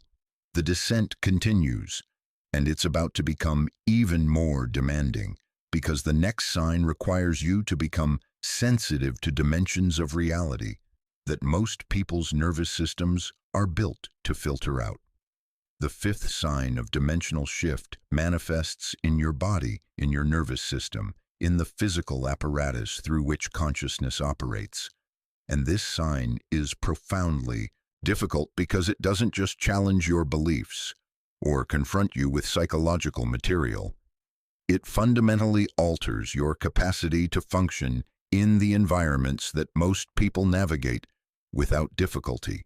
The sign is energetic hypersensitivity. Your nervous system becomes excruciatingly sensitive to energies, emotions, and presences that other people don't perceive. Jung called this increased psychic permeability, the phenomenon where the protective barrier between your consciousness and the collective psyche thins, making you a receptor for information, emotions, and energetic states that exceed your personal psychology. And what makes this sign so challenging is that it's not metaphorical. This isn't just feeling things deeply. This is your actual nervous system reconfiguring itself to process dimensions of reality that it previously filtered out as noise. Let me tell you about Nina, because her experience illustrates exactly how destabilizing and ultimately how valuable this sign becomes during dimensional transitions. Nina was a successful event planner in her early 30s, someone whose job literally required her to be in crowds, in cities, in high-stimulation environments filled with people. She'd always been social, energetic, comfortable in exactly the kinds of situations that her work demanded. And then, during a period of intensive spiritual practice combined with grieving her mother's death, something shifted. Nina began experiencing crowds differently. Where she used to feel energized by being around many people, she now felt completely overwhelmed. She would walk into a crowded restaurant and immediately feel nauseated, dizzy, unable to think clearly. She would be at a work event and suddenly feel flooded with emotions that weren't hers. Grief, anxiety, rage, that seemed to be coming from the people around her. At first, Nina thought she was developing anxiety disorder, She saw her doctor, tried medication, worked with a therapist on anxiety management techniques, but nothing helped, because this wasn't anxiety in the clinical sense. This was dimensional permeability. Her consciousness was becoming sensitive to energetic and emotional information that her nervous system had never consciously processed before. The experiences intensified. Nina became unable to be in cities. The collective psychic weight of thousands of people living in compressed space felt physically oppressive to her. She had to stop visiting certain friends because being in their homes felt overwhelming, as if the walls themselves were saturated with unprocessed emotional material. She developed acute sensitivity to certain people. She would meet someone and immediately feel physically ill, sensing something about their energetic state that she couldn't articulate, but that her body was screaming warnings about. Most disturbing, Nina began perceiving what felt like presences, not full-on ghosts or spirits, but energetic signatures in places and around people. An old house would feel thick with accumulated psychic weight. A hospital would feel saturated with suffering. A church would feel alive with something that wasn't quite physical. She wasn't hallucinating. These weren't visual experiences. They were felt experiences, somatic perceptions of dimensions that exist alongside physical reality, but that most people don't consciously register. Within 6 months, Nina's life had completely restructured. She couldn't do her job anymore. Event planning required exactly the kind of exposure to crowds and high-stimulation environments that had become unbearable. She moved out of the city to a rural area. She drastically reduced her social circle, limiting contact to people whose energetic presence felt clean and grounded. She stopped consuming media, news, social media, even most television felt overwhelming because she was somehow absorbing the emotional content rather than just viewing it as entertainment. From the outside, it looked like Nina had become fragile, maybe agoraphobic, certainly limited in ways she hadn't been before. But from the inside, what was actually happening was that Nina was developing a form of perception that most people never access. She wasn't becoming weak, she was becoming sensitive to dimensions of reality that the average nervous system filters out for survival purposes. The psychic sensitivity spectrum helps us understand this progression. At level 1, you experience what's called emotional contagion. You easily pick up on other people's emotional states. You walk into a room where there's been an argument and you feel tense without knowing why. You're around someone who's depressed and you start feeling heavy. This is the beginning of permeability, but it's still relatively common. Many people experience this without recognizing it as dimensional sensitivity. At level 2, you begin experiencing psychic reception. You receive information about people, places, and situations that exceeds what's available through normal sensory channels. You meet someone and immediately know things about their history, their struggles, their character that they haven't told you. You walk into a house and sense the emotional atmosphere of the relationships that happen there. You're starting to pick up information from the field rather than just from explicit communication. At level 3, you experience what Jung called archetypal channeling, temporary possession by forces larger than your personal psychology. You might be in a particular environment or situation and suddenly feel taken over by an emotional state, a set of insights, or even a personality that isn't your normal consciousness. This isn't multiple personality disorder. It's your psyche becoming temporarily permeable to archetypal dimensions. You might feel suddenly ancient, suddenly wise beyond your years, suddenly in touch with forces that far exceed your personal knowledge. At level 4, you develop the capacity for dimensional navigation. You can consciously move between different energetic states, different levels of perception, different modes of consciousness. You can read environments, sense what's needed in a situation, perceive the hidden dynamics operating beneath surface interaction. This is genuine psychic skill rather than just sensitivity. You're not just receiving overwhelmingly, you're working with the information consciously. At level 5, and this is where hypersensitivity becomes dangerous if not properly managed, you lose the ability to maintain boundaries. Everything becomes permeable. You can't tell where you end and others begin. You're absorbing everyone's emotional states, picking up information constantly, unable to filter anything out. This is psychic flooding, and it can lead to complete inability to function in the world. Nina reached level 4 before she found teachers who could help her develop what she needed: energetic boundaries and conscious relationship with her sensitivity. Because here's what's crucial to understand. Energetic hypersensitivity isn't a gift that you should be grateful for and that will magically make your life better. It's a developmental phase that requires new skills, new structures, new ways of organizing your life. The energetic boundary system has several essential components.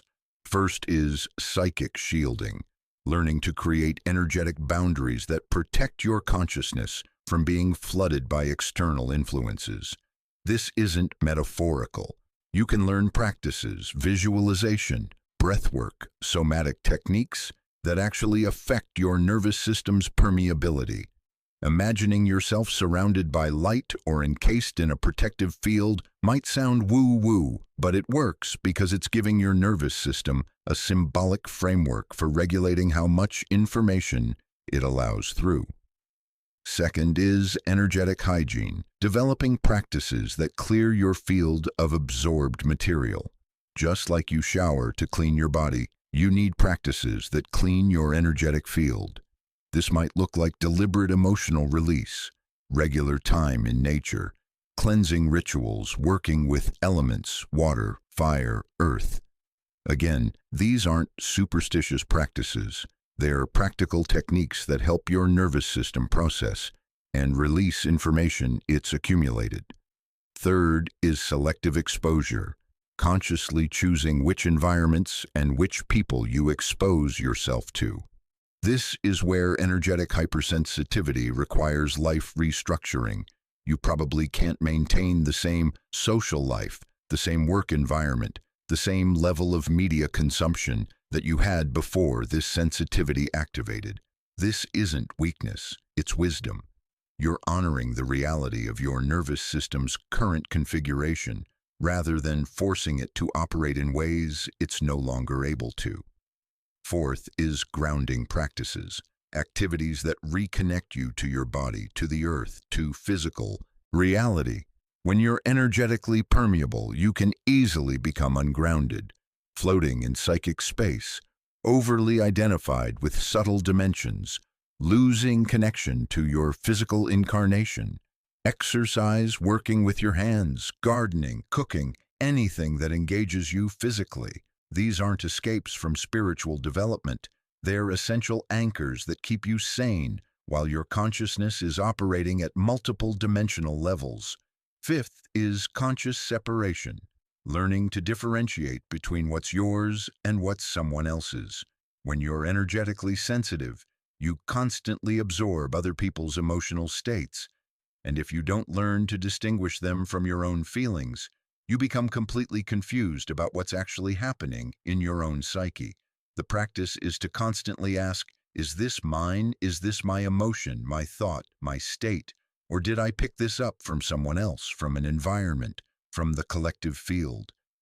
Nina learned these practices and her life changed again, but this time in a direction that felt like reclamation rather than loss.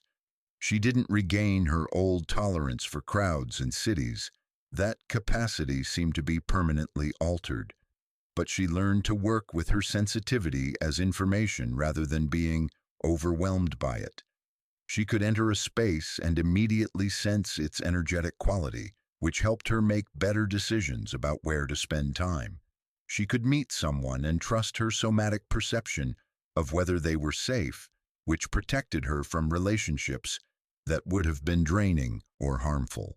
She eventually found new work as a consultant, helping people create healing spaces, using her sensitivity to assess environments and make recommendations about how to shift their energetic quality. What had seemed like a disability became an unusual skill once she learned to work with it consciously rather than being at its mercy. But here's what I need to be very clear about. Energetic hypersensitivity is not always a spiritual gift to celebrate. Sometimes it's pathologized as anxiety or sensory processing disorder when it's actually dimensional awakening. But sometimes it's actually anxiety or nervous system dysregulation that needs clinical support rather than spiritual interpretation. The discernment required here is crucial. The difference is this: anxiety disorder makes you afraid of things that aren't actually threatening. Your nervous system is misfiring, creating fear responses to safe situations. Energetic sensitivity makes you aware of information that is actually present but that most people don't consciously perceive. Your nervous system is functioning more sensitively, not dysfunctionally. How do you know which one you're experiencing? Several indicators help. First, does your sensitivity correlate with actual dynamics?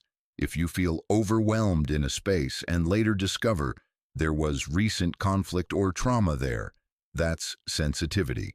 If you feel overwhelmed in neutral spaces with no correlation to actual dynamics, that's more likely anxiety. Second, do grounding and boundary practices help? If psychic shielding, energetic hygiene, and conscious boundary setting reduce your overwhelm, that suggests dimensional sensitivity.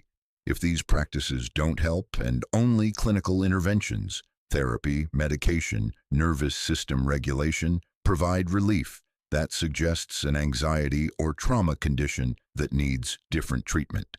Third, is the sensitivity specific or generalized? If you're overwhelmed by everything all the time, without discrimination, that's more likely nervous system dysregulation. If you're specifically sensitive to certain people, places, or energetic states while functioning fine in others, that's more likely dimensional permeability. None of this is to say that medication or therapy is wrong for people experiencing energetic hypersensitivity. Sometimes you need support for your nervous system while you're developing the skills to work with enhanced sensitivity. But it is to say that pathologizing dimensional sensitivity as mental illness can actually prevent the development you need, which is learning to work consciously with expanded perception rather than medicating it away. There's a personal vulnerability I need to share about this sign because it nearly derailed my work several times. About 7 years into teaching and working with people individually, I developed such extreme energetic sensitivity that I could barely function in my work. I would sit with someone in a session and feel like I was being flooded with their entire psychological history, not through what they were saying, but through direct energetic transmission. I would teach a workshop and go home completely depleted, as if I'd absorbed every participant's unprocessed material. I tried to push through it, to maintain the same level of activity I'd always had, but I was becoming increasingly exhausted, increasingly unable to recover between sessions, and I began to wonder if I simply wasn't cut out for this work, if my nervous system couldn't handle the level of exposure it required. What saved me was learning that energetic sensitivity requires completely different professional practices than conventional therapy or teaching. I had to dramatically reduce my client load. I had to build in much more recovery time between sessions. I had to develop pre-session and post-session rituals for clearing my field. I had to completely restructure how I worked. Shorter sessions, fewer people, much more conscious boundary management. This felt like failure at first, like I was becoming less capable, less robust, less able to serve. But what I eventually understood was that I was becoming more sensitive, which meant I was receiving more information, which meant I needed different structures to work sustainably. The sensitivity wasn't a limitation. It was an evolution that required new forms. So here's the mirror effect. If you're experiencing energetic hypersensitivity, what you're calling your limitations might actually be your nervous system telling you what it needs. You might need to live differently, work differently, relate differently than you did before this sensitivity activated. And that's not regression. It's responding intelligently to your actual current developmental configuration. The culture will tell you that sensitivity is weakness, that you should toughen up, that you're being too sensitive. And yes, there are people who use sensitivity as an excuse to avoid responsibility or to manipulate others into accommodating their every reaction. That's not what we're talking about here. We're talking about genuine dimensional permeability, a nervous system that's processing information from layers of reality that most people remain unconscious to. The warning about this sign, energetic hypersensitivity, can lead to complete social isolation and spiritual bypassing if you're not careful. You can use your sensitivity as a reason to reject all human contact, to avoid all challenge, to create a life so protected that you never have to encounter difficulty. This isn't integration, it's avoidance dressed up in spiritual language. The goal isn't to protect yourself from ever feeling uncomfortable. The goal is to develop sufficient skill with your sensitivity that you can choose when and how to be permeable, that you can regulate your boundaries consciously rather than being either flooded or completely shut down. Think of it this way. Before energetic sensitivity activates, your nervous system is like a house with all the windows closed. You're protected, but you're also cut off from a lot of information. When sensitivity activates, it's like all the windows fly open at once. You're flooded with information, with sensory input, with everything that was being filtered out. This is overwhelming and unsustainable. The developmental task is to learn to open and close the windows consciously, to be permeable when it serves you, boundaried when you need protection, and discerning about the difference. Comment below if energetic hypersensitivity is active in your life. What are you experiencing? What environments or people trigger overwhelm? What practices help you maintain boundaries? Sharing these experiences helps normalize what can feel like you're losing your capacity to function in the world, when actually you're gaining access to dimensions of perception that most people never develop. And if this sign hasn't activated for you, that's completely fine. Not everyone develops this form of sensitivity, and it's not a requirement for dimensional growth. Some people's path goes through other signs. But if it does activate, remember, you're not broken. Your nervous system is reconfiguring itself to process information from dimensions beyond ordinary perception. And that reconfiguration requires new skills, new practices, new life structures that honor your actual current capacities rather than forcing you to operate like you did before the shift occurred. The dimensional journey is revealing that reality has layers most people never consciously access, and accessing those layers requires your nervous system to function differently than it did when you were only perceiving surface dimensions. This is evolutionary, this is growth, and it's preparing you for the next sign, which is going to show you that reality itself is a symbolic language constantly speaking if you know how to listen.